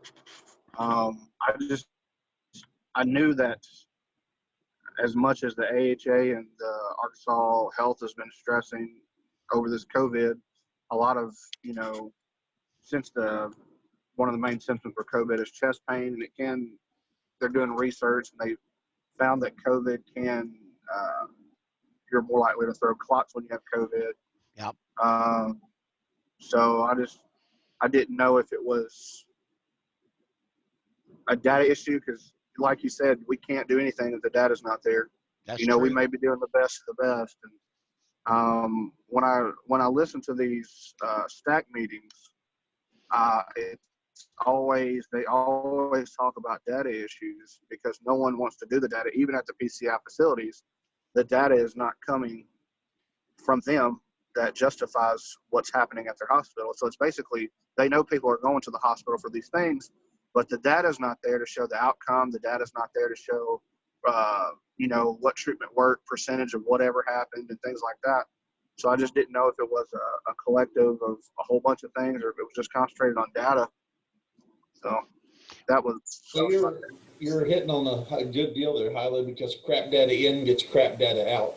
Yeah. And so who knows if you're good or wonderful or if you really suck if you're putting in crappy data. It's just a guess. But I did want you to know, I don't know if you're aware of it, Arkansas has jumped up and is now like number 3 in the country for great cardiac survivability. And that may be because they just decided to say everybody that died this year was COVID. I don't know how that plays into it, but that was a political statement. That's right. Nobody has died of a heart attack this year. They've all died of COVID. But our stroke numbers are really good too, by the way. I will tell you this, that the numbers and this COVID thing, there's a lot of complications with people who have respiratory illness problems. It's interesting. I was on one of the first COVID meetings that was built out of this group that was planning with the Ebola. This is the Ebola team, and they were put together for Ebola, but they've expanded out now in COVID, and they were doing these meetings.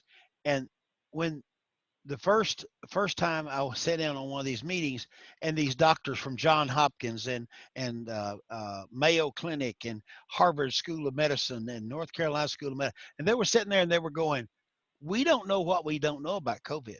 We just don't know what we don't know." And I think that's the same way of cardiac event. It's in Arkansas. We don't know what we don't know. We think we know, but we need good data to process that. Data from the field, data from the hospitals themselves, the PCI centers. All of this needs to work. And rehab, we got to find out if we're making a difference when they exit the hospital. Are they getting better? So cardiac arrest is a big thing too, and we need good data on that. And I don't know how we can get any better, any cleaner data, because data will drive it. It's got to be evidence based. Used to, let's go back to 1970 and talk about patients in cardiac arrest. The first thing you did with a patient in cardiac arrest was take out 3 amps of sodium bicarb and bolus them with 3 amps of sodium bicarb, and then you would start, the epinephrine, and then maybe even some levofed and all that other stuff. Can you imagine trying to do something like that today? People would be standing up screaming. Casey, I'm gonna have to bolt again. I got another call. Okay, Jake. Hey, I got a question. So, when we run these calls and we do our med, we do our H's and T's, what is the outcome, not really outcome, but what is the kind of like, what happens to the body when you stack all those meds on top of each other like that? I know, sodium bicarb, D50, of course we have to do the epi, sometimes amiodarone if the rhythm is appropriate. And it's just, and it's, sometimes we do multiple of those and we're just stacking them up on top. Well, here again, when you stack it in there, there is, and they have a low perfusion rate. Well, if there's a low perfusion rate, you put it in somebody's arm, it's going to stay right there until they get that perfusion back. And when they get that perfusion back, then you're going to get a slug of it hitting their heart. So that's a possibility. So we need to think about that as we deal with the perfusion issues on these folks. Brian, what do you think? Duncan? Surely you've got something to say, Duncan. Been quiet for too long. There we go. All right. Can you hear me now? We can hear you now. All right. As far as the stacking of meds, I mean, that could be a big concern. I mean, sure. If you're not getting good enough CPR to circulate, once you finally do start getting good CPR, it's going to hit everything at once, and there's no telling what's going to do. And wasn't that what they talked about at one time, Brian Unruh, where they were talking about polymedication? Polypharmac? Yeah, pharmacological interventions, when we were talking about you give them lidocaine or you give them amiodarone, but you don't give them both. Right. Well, and there's a certain amount of this that we have to, that's probably deeper than some of this we maybe need to go today. I don't know, but you get into pH balance and some of those meds don't work. So you get inactive meds because of the pH balance of the, I'm sorry, I've got you on this screen, but my camera's on that screen. So that's all right. I am actually looking at you, but I'm not. Once the pH is screwed up, then those meds stop working. Some of them. Sure. Your glucose will probably be fine, and and then obviously your sodium bicarb does what it does. It's not really a medicine other than it's a buffer. But then your epinephrines and your atropines and your lidocaines and all those amiodarones, those meds very well may be pH balanced such that they're inactive until you get them up to it. So this all falls down to, let's knock it to its gut essential. We've got to keep metabolism happening, and the only way to do that is to keep CPR happening and keep circulation going, keep ventilation going, because then all the other fancy crap you got might actually work. That's true, and it's all about that perfusion. LaDonna, that you're out there learning about in paramedic school, we got to keep it going, because if we don't keep it going, then that medication just goes in a muscle somewhere and sits there, or in a vein somewhere and just sits there. That's why CPR is so important. What are they preaching? Compression, compression, compression. Push hard, push fast, push continuous. That's the other thing they've added to it is continuous CPR is always the best. Yes, yes, yes. Yes, yes, yes.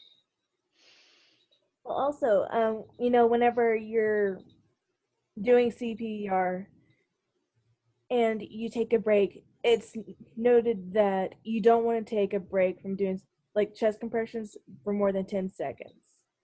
Because, as you're doing those chest compressions, you're increasing those chances of survival, and as you stop those chest compressions, those chances just go down. So you're continually wanting to do chest compressions.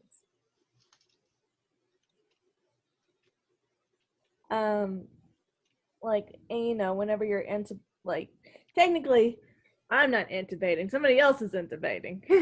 But whenever they're one day you will. Yes, that's right. That's right. But after a patient's intubated, you can just continually do the chest compressions, and then while you're doing chest compressions, somebody can be giving a breath once every 6 seconds. So. Did you say technically? Technically, which part of it? You said technically I'm not intubating. I just was curious what you meant by technically you weren't intubating. No, ask those questions.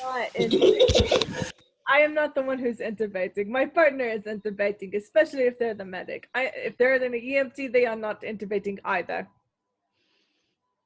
Just thought maybe you had a little Freudian slip there. You kind of accidentally let something slip out, dude. Oh, no. I am straight up not intubating. Nope. Okay. Right. I'm shopping at Jason Morse's house right now. If you set the camera down and move it a little slower, I could see stuff I wanted. We're in his garage. I think there's some used paint up there on that shelf. Wow, there's a $3 special up there on the roof. Jason, hang on a minute.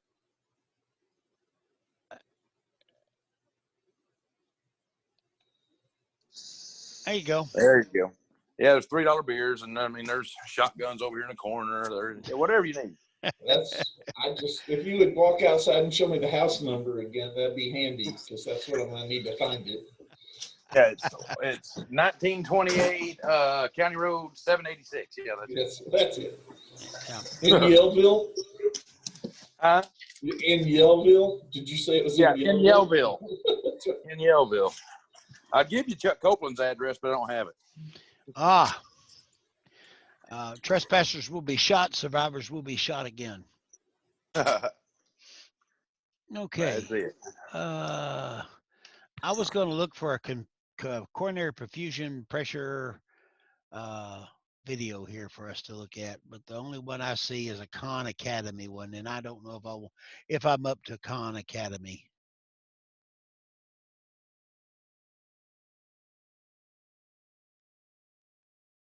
Pardon me while I step away for just a second. Okay. I may run this video here.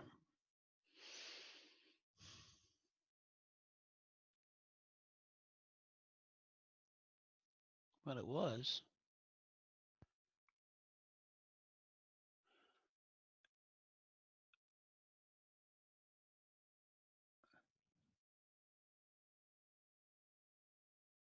Huh.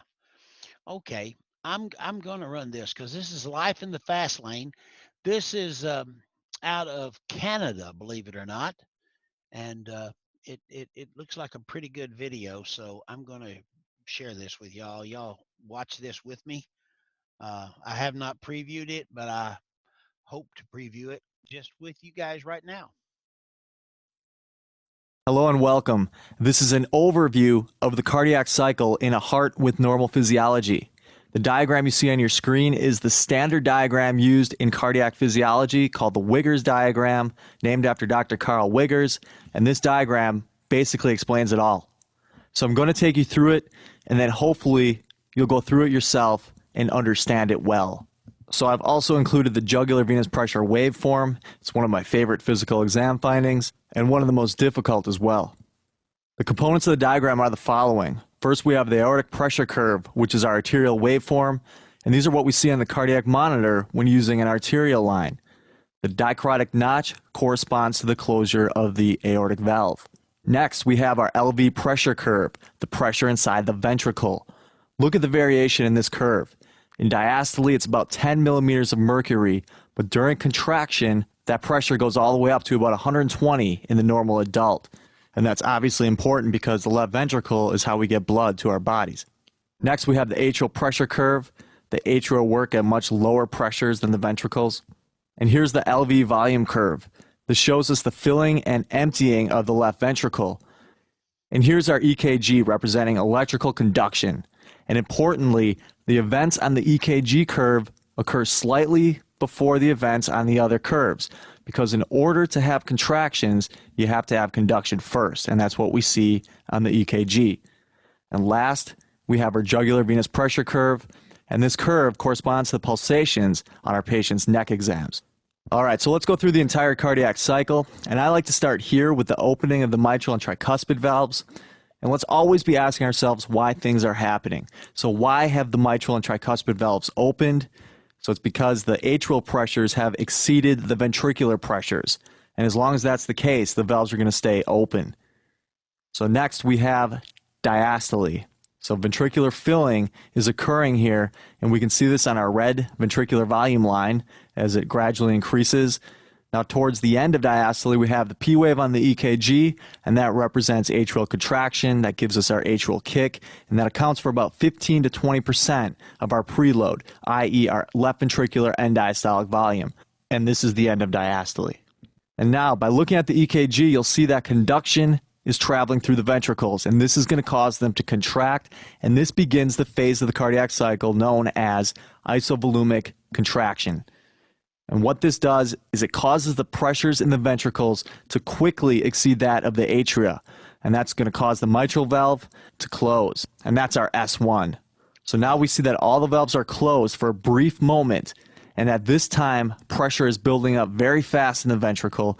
It can't push blood backwards because the mitral valve is closed, and it can't push blood forward because the aortic valve has not opened yet. I want to point out that the arrows are pointing to a notch on the atrial pressure curve, and that's all due to pressure pushing backwards on the mitral and tricuspid valves. And there's no regurgitation there, but the pressure pushing against the valves is so high that it causes atrial pressures to rise. And on the JVP waveform, this is the C wave, which we'll show you later. So isovolumic contraction. Breaking this down, we have isovolumic, meaning that the volume stays the same, and that's demonstrated here on the red curve, the ventricular volume curve, and the LV pressure is contracting, and that's building up pressure, as we can see on our LV pressure curve. And that pressure is going to quickly build up in the ventricle, and eventually it's going to overcome the aortic pressure, which is essentially the patient's diastolic pressure. So in a normal person, that's about 80. And at that point, we see the aortic valve open. But the LV pressure doesn't stop at 80, right? It goes to about 120 in a normal person, and it drives the systolic blood pressure. The ventricles eventually relax, as demonstrated by a sudden drop in pressure on the LV curve, but the aortic pressure will stay elevated, right? So all that volume in the arteries is maintaining an elevated blood pressure. Remember, the arteries don't contract, but they have enough volume in them that it's maintaining the pressure. The LV pressure drops rapidly, and the aortic pressure will again exceed the LV pressure, causing the aortic valve to close. And at that exact moment, when the aortic valve closes, that's when you get your dicrotic notch.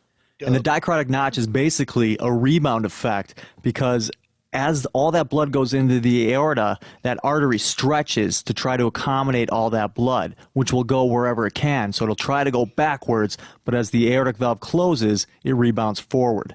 And if you look closely, you can see that the aortic notch begins at the exact moment of aortic valve closure. And as we talk about the ventricle emptying, one of the hardest concepts to grasp is this. As the LV empties, the atria are filling, right? So the filling of the atria during systole is demonstrated on the graph by a rise in our atrial pressure curve. So once the aortic valve is closed, we begin the phase of the cardiac cycle known as isovolumic relaxation. Isovolumic, so no change in ventricular volume, and we can see that on our LV volume curve. The LV pressure continues to relax, and it relaxes to the point where the atrial pressure, once again, will be higher in pressure, and you know what happens next. So that's right, the mitral valve opens as well as the tricuspid valve on the right side of the heart. So that's the normal cardiac cycle. At a later time, we'll go through the changes that occur on these curves with various pathologies. For now, it would be wise to try and draw these out on your own. So finally, I did want to briefly talk about the jugular venous pressure curve, because if you understand the physiology of the curve, you can see it on your patient's neck exam. So normal jugular venous pulse. So the A represents a positive wave due to contraction of the right atrium. The C is a positive deflection due to bulging of the tricuspid valve towards the atria at the onset of ventricular contraction. Next, we have the X descent. This is a negative deflection due to atrial relaxation. And V is a positive deflection, and that's due to the filling of the right atrium against the closed tricuspid valve that occurs during ventricular contraction. And then you have Y, which is a negative deflection, and that's due to the emptying of the right atrium upon ventricular relaxation.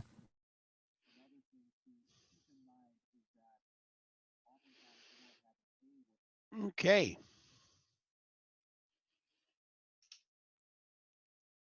Was that informative?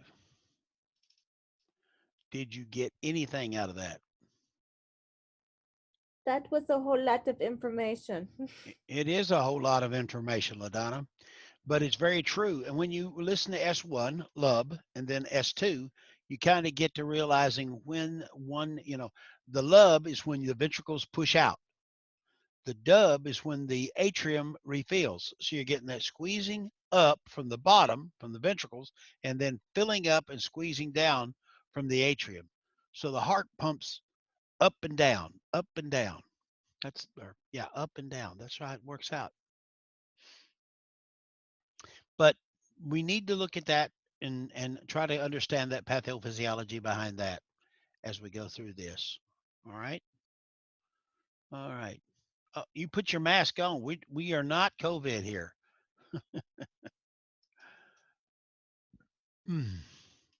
Okay.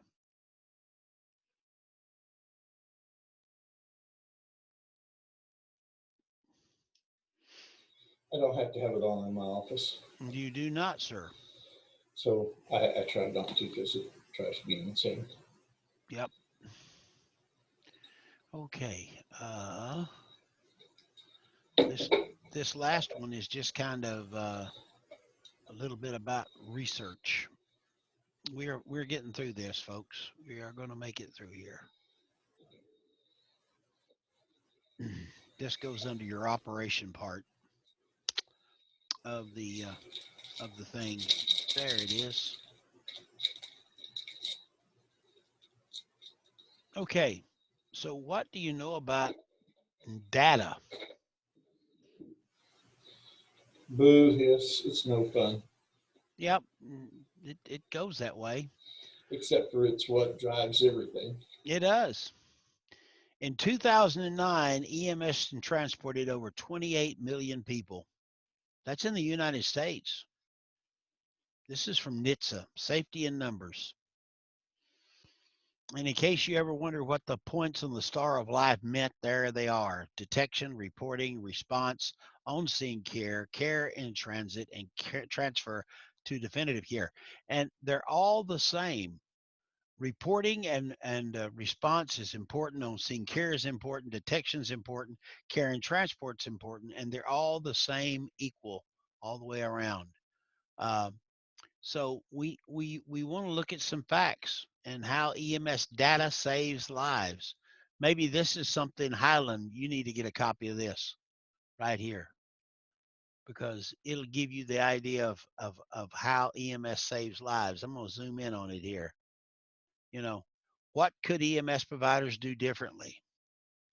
Well, we collect uniform data to improve our care. We want to know if we're getting on the scene on time, we're getting en route in time. That's a big thing. I actually had a run the other day that took almost 10 minutes for the crew to get en route with what was listed underneath the bottom down there, an ALS Code 1 transport. That is a little bit long, to say the least. Because knowing what your EMS services are more frequently needed, what kind of injuries, illnesses, we can look and build our systems to be able to meet the needs of our community. In 2011, EMS responded to 16,000 rural crashes involving fatalities and 13,000 urban crashes involving fatalities. So if you look at 13 and 16, we're looking at 30,000 fatal crashes in 2011. So if we know where they're at, maybe the people that deal with repair and road work, maybe it's a road issue. I don't know. So every patient encounter EMS provider record, what they find, what they do, and how their patient responds. That's the big thing that's not in some of our PCRs today, is how the patient responds, and that's important. So when we collect and record this detailed information, we're able to decide how to care for the patient and which medical facility is best suited for the appropriate care. In 2011, I know this is 9-year-old data, but this is the newest the NHTSA has. EMS arrived within 10 minutes of being notified to the scene at 53% of rural crashes. That is pretty awesome. 10 minutes and 53% of the cases in rural America, that's great.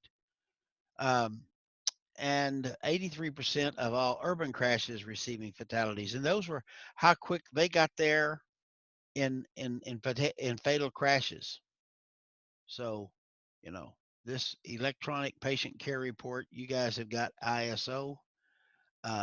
If you look over here, the ones that have adopted using the EMS, uniform EMS data, yay, Arkansas is one of them.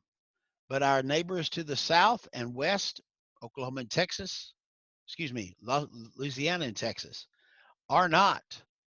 And the state where the National Registry of EMTs is located have not adopted the uniform data. Well, if Texas and Louisiana and Ohio and Vermont and Maine and Rhode Island and Delaware and DC and Puerto Rico and American Samoa have not adopted this, then we're not getting data from those states.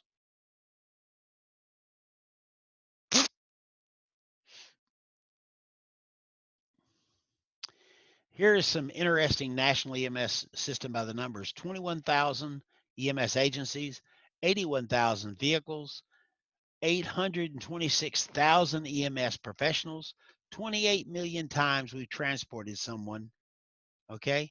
And 37 million is the number of times EMS responds. So, you look at that, you say, well, wait a minute, there's 9 million responses there that we don't transport. And that is true. That's about the right ratio for that.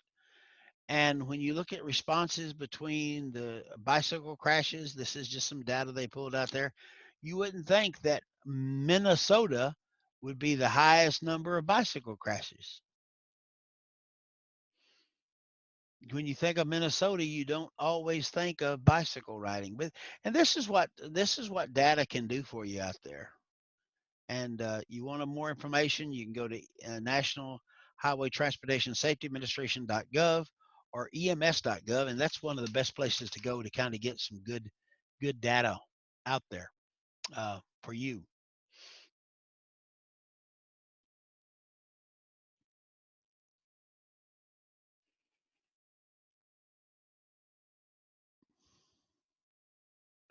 Comments, questions? I'm talking to myself in a bucket. Oh, I was just thinking about that Minnesota data. Yeah. Isn't Minnesota mostly known for their snow?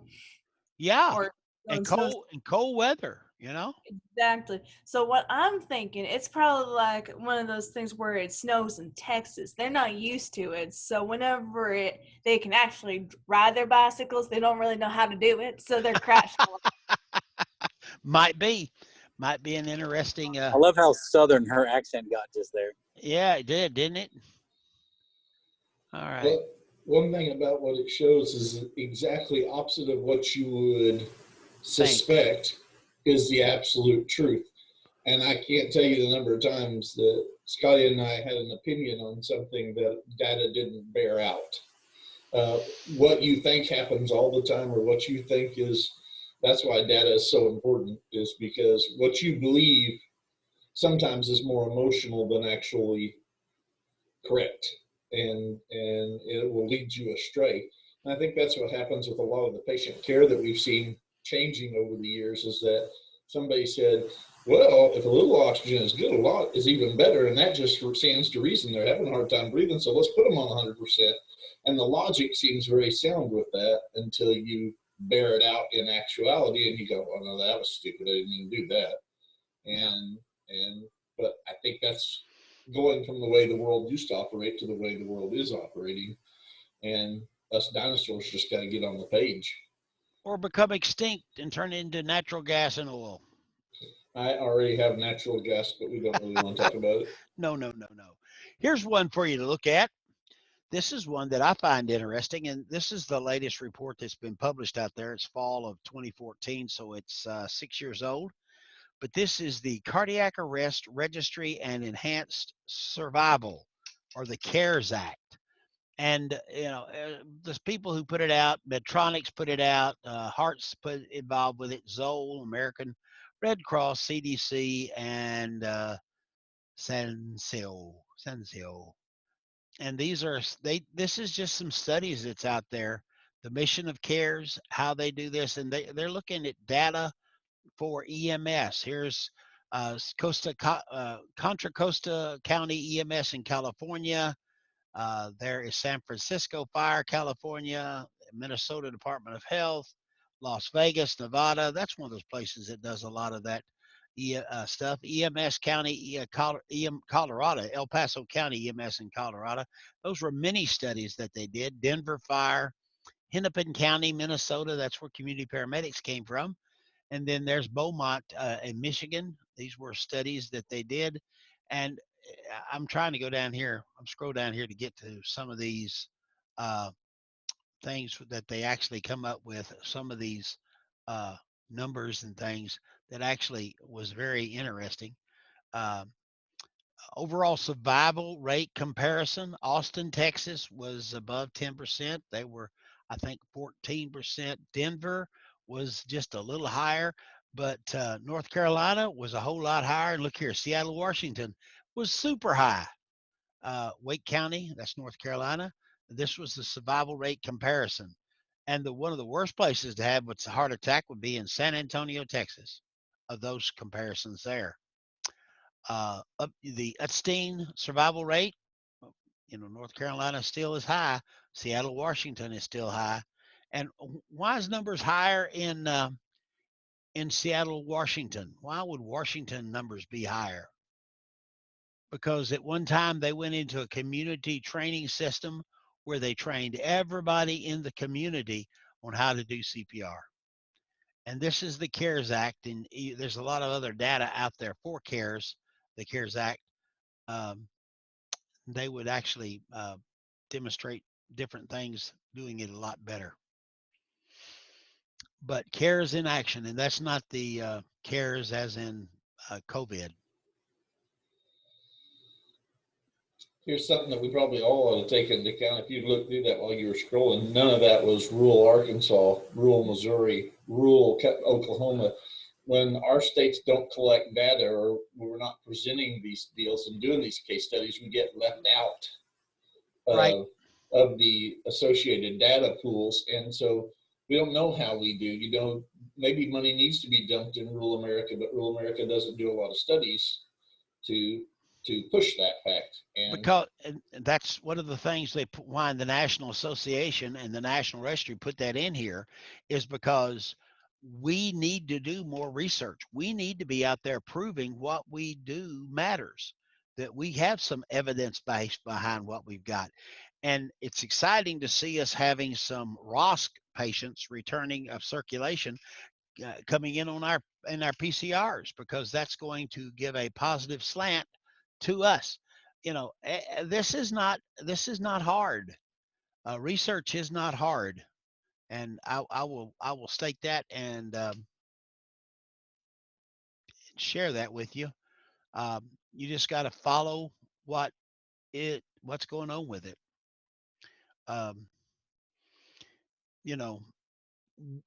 FICOMS, that's a data-driven agency, FICOMS. And FICOMS is a acronym for the Federal Interagency Committee on Emergency Medical Services. Boy, I don't know how I said that right, but I did. And they are going with evidence-based, and that they've got a improved patient care quality, okay? And that goal was published in 2014. How many of y'all read that? Nobody has read that?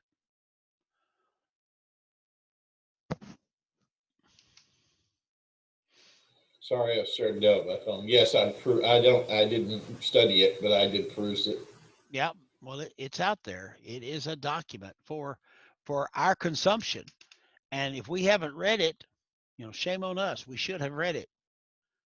I'm sorry. I'm trying to get to where I need to get so I can do that, but I can't yet get there.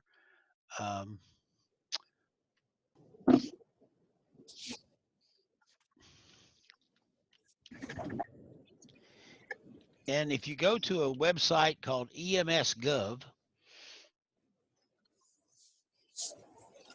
there is tons of information there that you can use. I mean, it's stuff that you need to look at.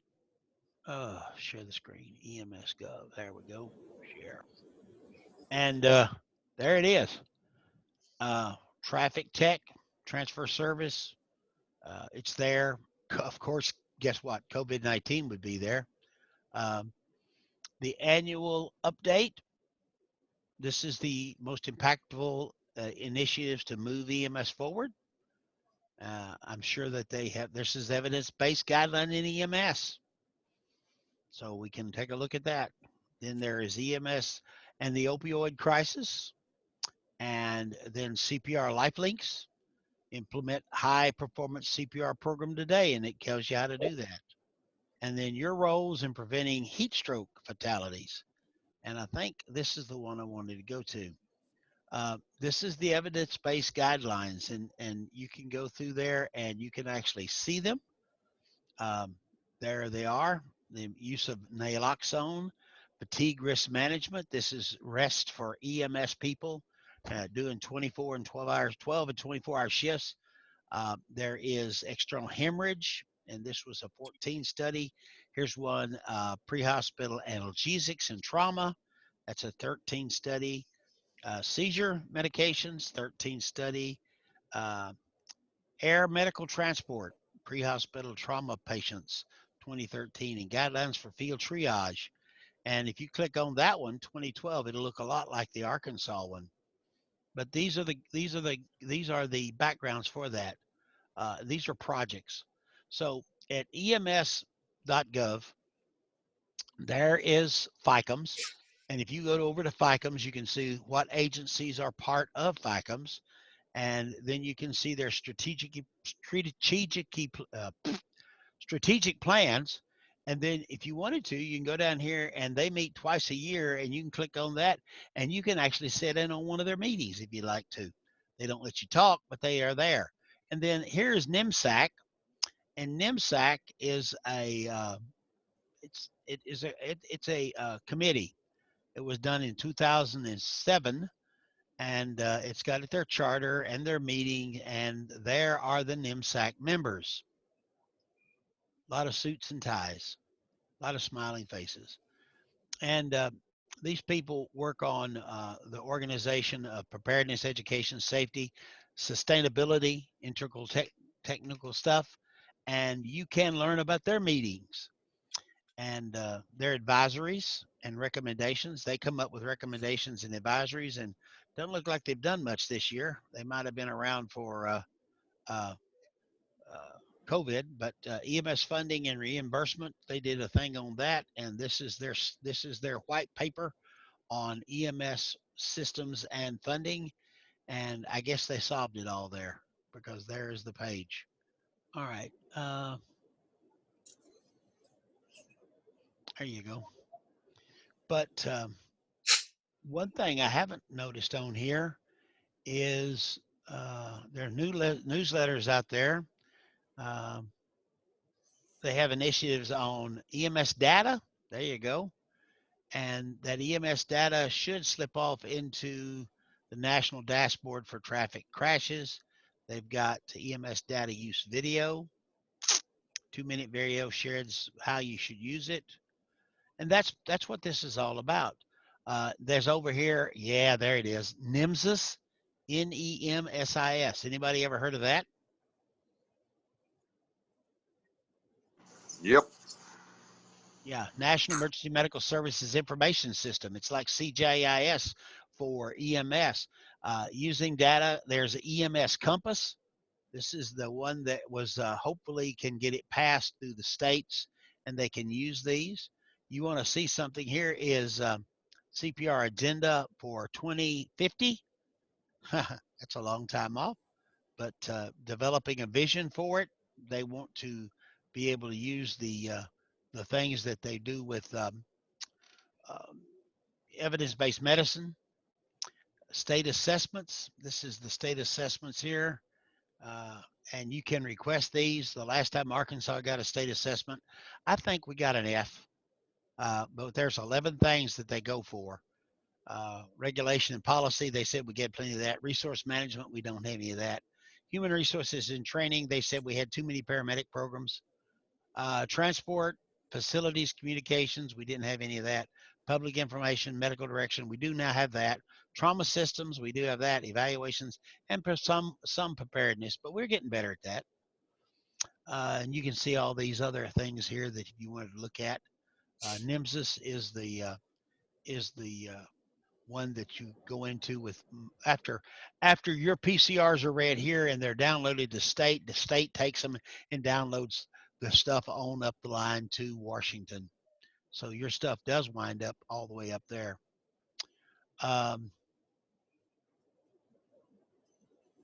There's a section on research here, and that's what this little half hour is supposed to be about. There is your pre-hospital evidence-based guidelines, fatigue in EMS, transportation, using the data, the seminars that are there, EMS performance measures, pain management, value of EMS data. All this stuff is right here, and it's at a fingertip for you. So if you ever get to wondering what can you look at to learn something, this is always a good site to go, ems.gov. It is the clearing site for most information. And there is the web-based education layout.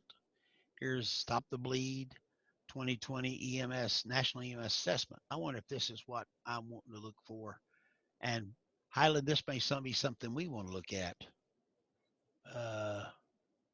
Organizations, professionals, communications, information systems, workforce and healthy, and EMS funding. So yeah, this is the assessment they're looking at. And this is the 2020 version, but it's paralleling the 2011 project. I was looking to see if there's anything. I'm just perusing it real fast. They've got objectives in there. And this is done out by NASESMO. That's the National Association of National Assessment of States Emergency Medical Services Organizations. You see community paramedic, EMS professional, and licensure. That's what we're going to be called now. Instead of EMTs and paramedics, we're EMS professionals. And licenses instead of certification. And this goes into the types of EMS agencies. This is just their state part. 911 response with scene transport. We're pretty well all over, but now what about these guys? This kind of looks like an election map. Oh, EMS office runs these. These are other agencies. Okay, cool. I got that now. Without transport.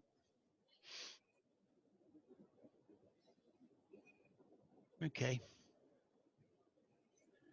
Anyway, this would be something, you know, if you want to sit down and you can't get sleep at night, bring this up and see what all this stuff talks about, what it says. It's pretty, it's colorful.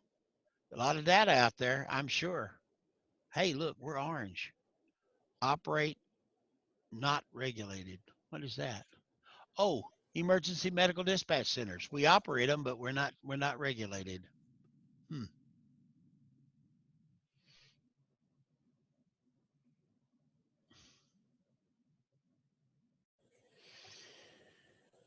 There we go. Now you're getting into total licensed agencies, 218 in Arkansas. That's kind of a small number, isn't it?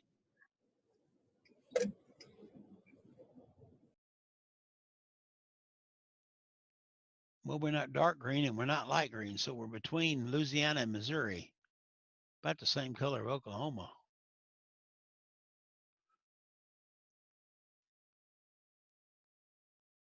Anyway, enough of that. But with, gosh,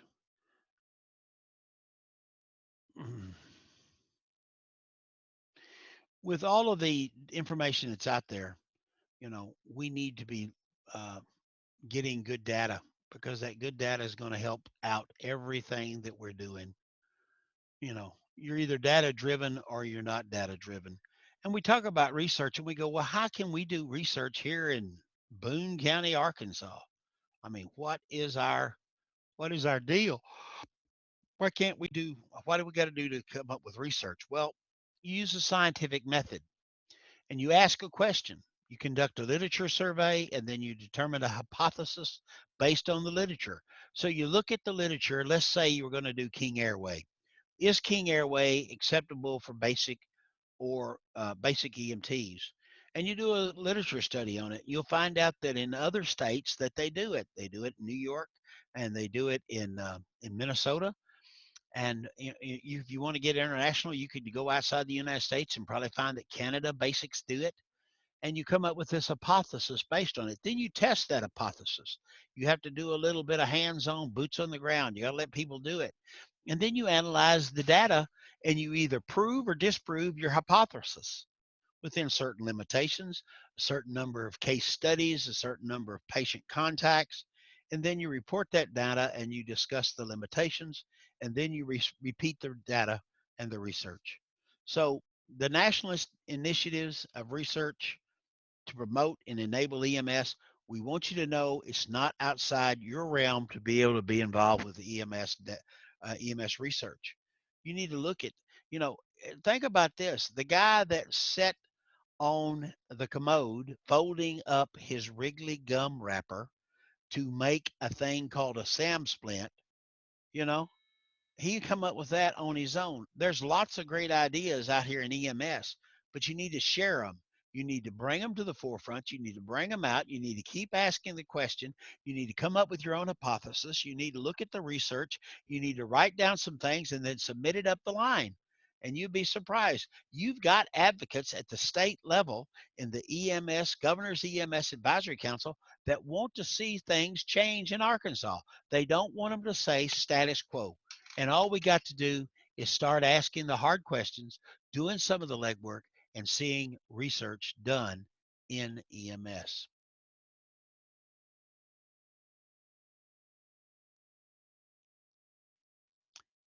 Did I run everybody out? Highland, did I run you off?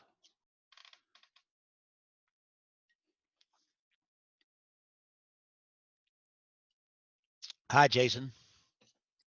I'm still here. Okay. I was just wondering if I had cut on this soapbox and run everybody off. Yeah, I'm looking at you, Highland. I was talking to you.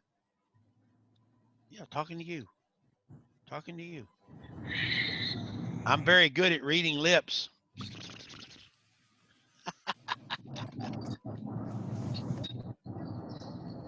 Love you too, man.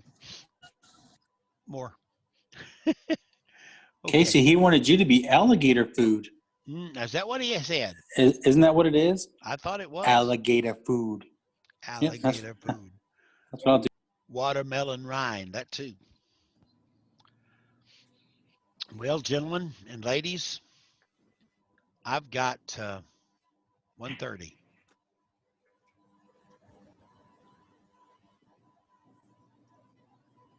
We didn't take a lunch break, so that will make it 2. We probably didn't take a couple of breaks, so that should take us to 2:30. 8, 9, 10, 11, 12.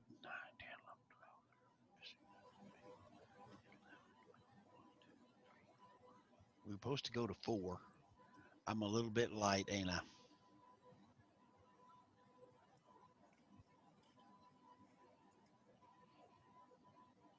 Anything for the good of the group, fellas and ladies? Did you learn anything about resources?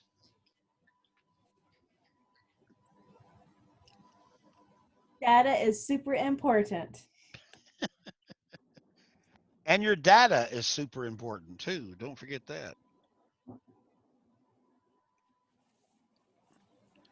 Oh, Brian, anything for the good of the group?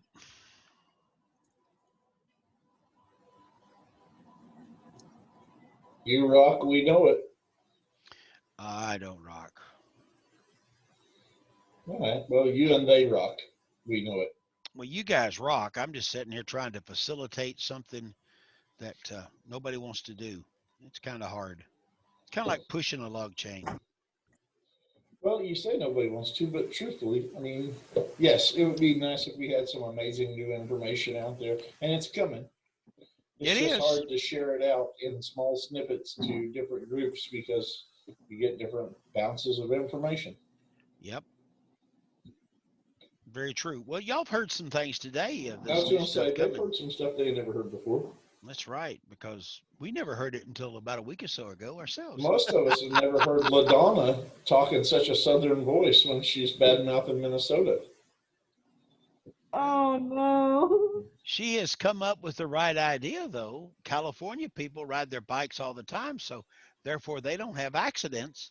But those people in Minnesota are only riding snowmobiles, so when they get on a bike, they can't ride their bike and they have accidents. Well, there's that. Yep, there's that.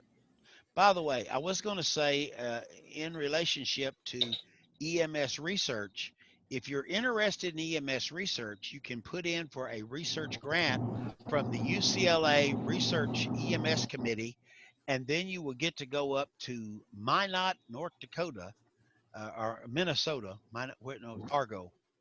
Anyway, someplace in Minnesota. You go and they bring you up there in January in the dead of winter in a blizzard, and you sit down and talk about EMS research. The doctor involved with that is Dr. Baxter Larman. He's a nice guy. And he says everybody can do research, and if you don't do research, shame on you. Highland, are you at the school?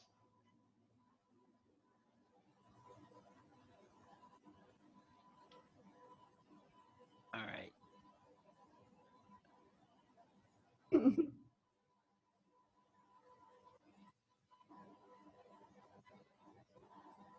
I used to could do that.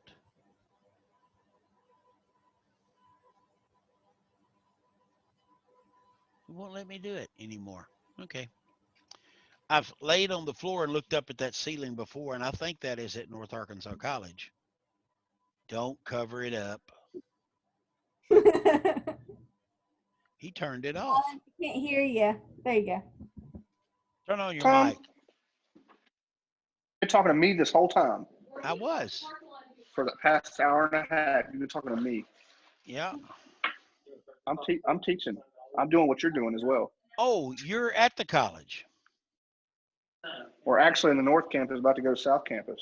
Oh, okay, cool. I was laying there looking up at those ceiling tiles and look at that fire detector, and I went, I've laid in the floor and looked up at that before. Yeah, I've seen that before. While I let students do their thing. Okay. Where was that at? I just saw an instant update message from my news. Hey, erase that board. It said that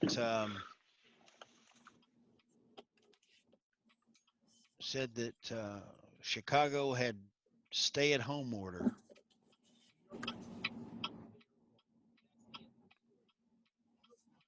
Biggest break. But what is topic topping threatening Republicans? The Masters, a tradition unlike any other in a year unlike any other.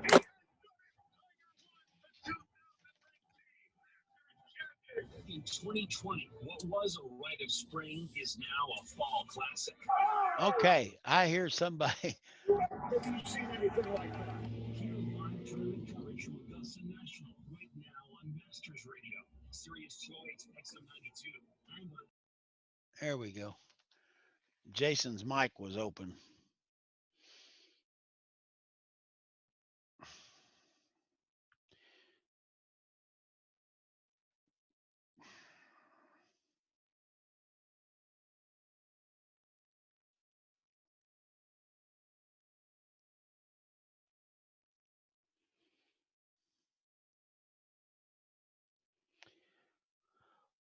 Okay. Well, ladies and gentlemen, I don't hear anybody else saying anything we need to talk about. We've talked about cardiac arrest. We've talked about stroke. We talked about the Arkansas stroke. We've talked about different types of assessment tools we have out there. So, you know, I don't have anything else good for anybody. I'm about talked out. I appreciate your attendance. Um, I think I can say that we've met. What are you grinning about, Matt? Eating lunch. Eating lunch. Well, I'm fixing to cut y'all loose, I think. So. Wait a second, Matt. What's for lunch? Pot pie. Highland, that's not the way you wear your mask. Pull it up over your nose. Holster that thing. Pot pies are good. I had a little lasagna a while ago when my blood sugar fell down.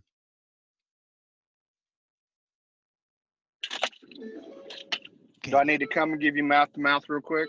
No. Your blood sugar so low? No. I can put icing on my lips? No. Sick and wrong. Yeah. Sick and wrong. Yeah. How did I have a unique relationship? Putting it up your rear end, just a whole tube of icing, just right up your rear. Negatory, Ghost Rider. That pattern is full. It seems like Highland has a lot of unique relationships with a lot of different people. Yes, he does. We have footage. We have camera footage of that. Yeah. This is a recording. This happened. That's okay. This is recording. It happened. Alan, most of your unique relationships involved with men, by the way. Would be upset with me if it was involved with women. Oh. I have some give with men. Like I have some leeway, but with women I can't. There's no. Hang on a minute. Let me pause the recording.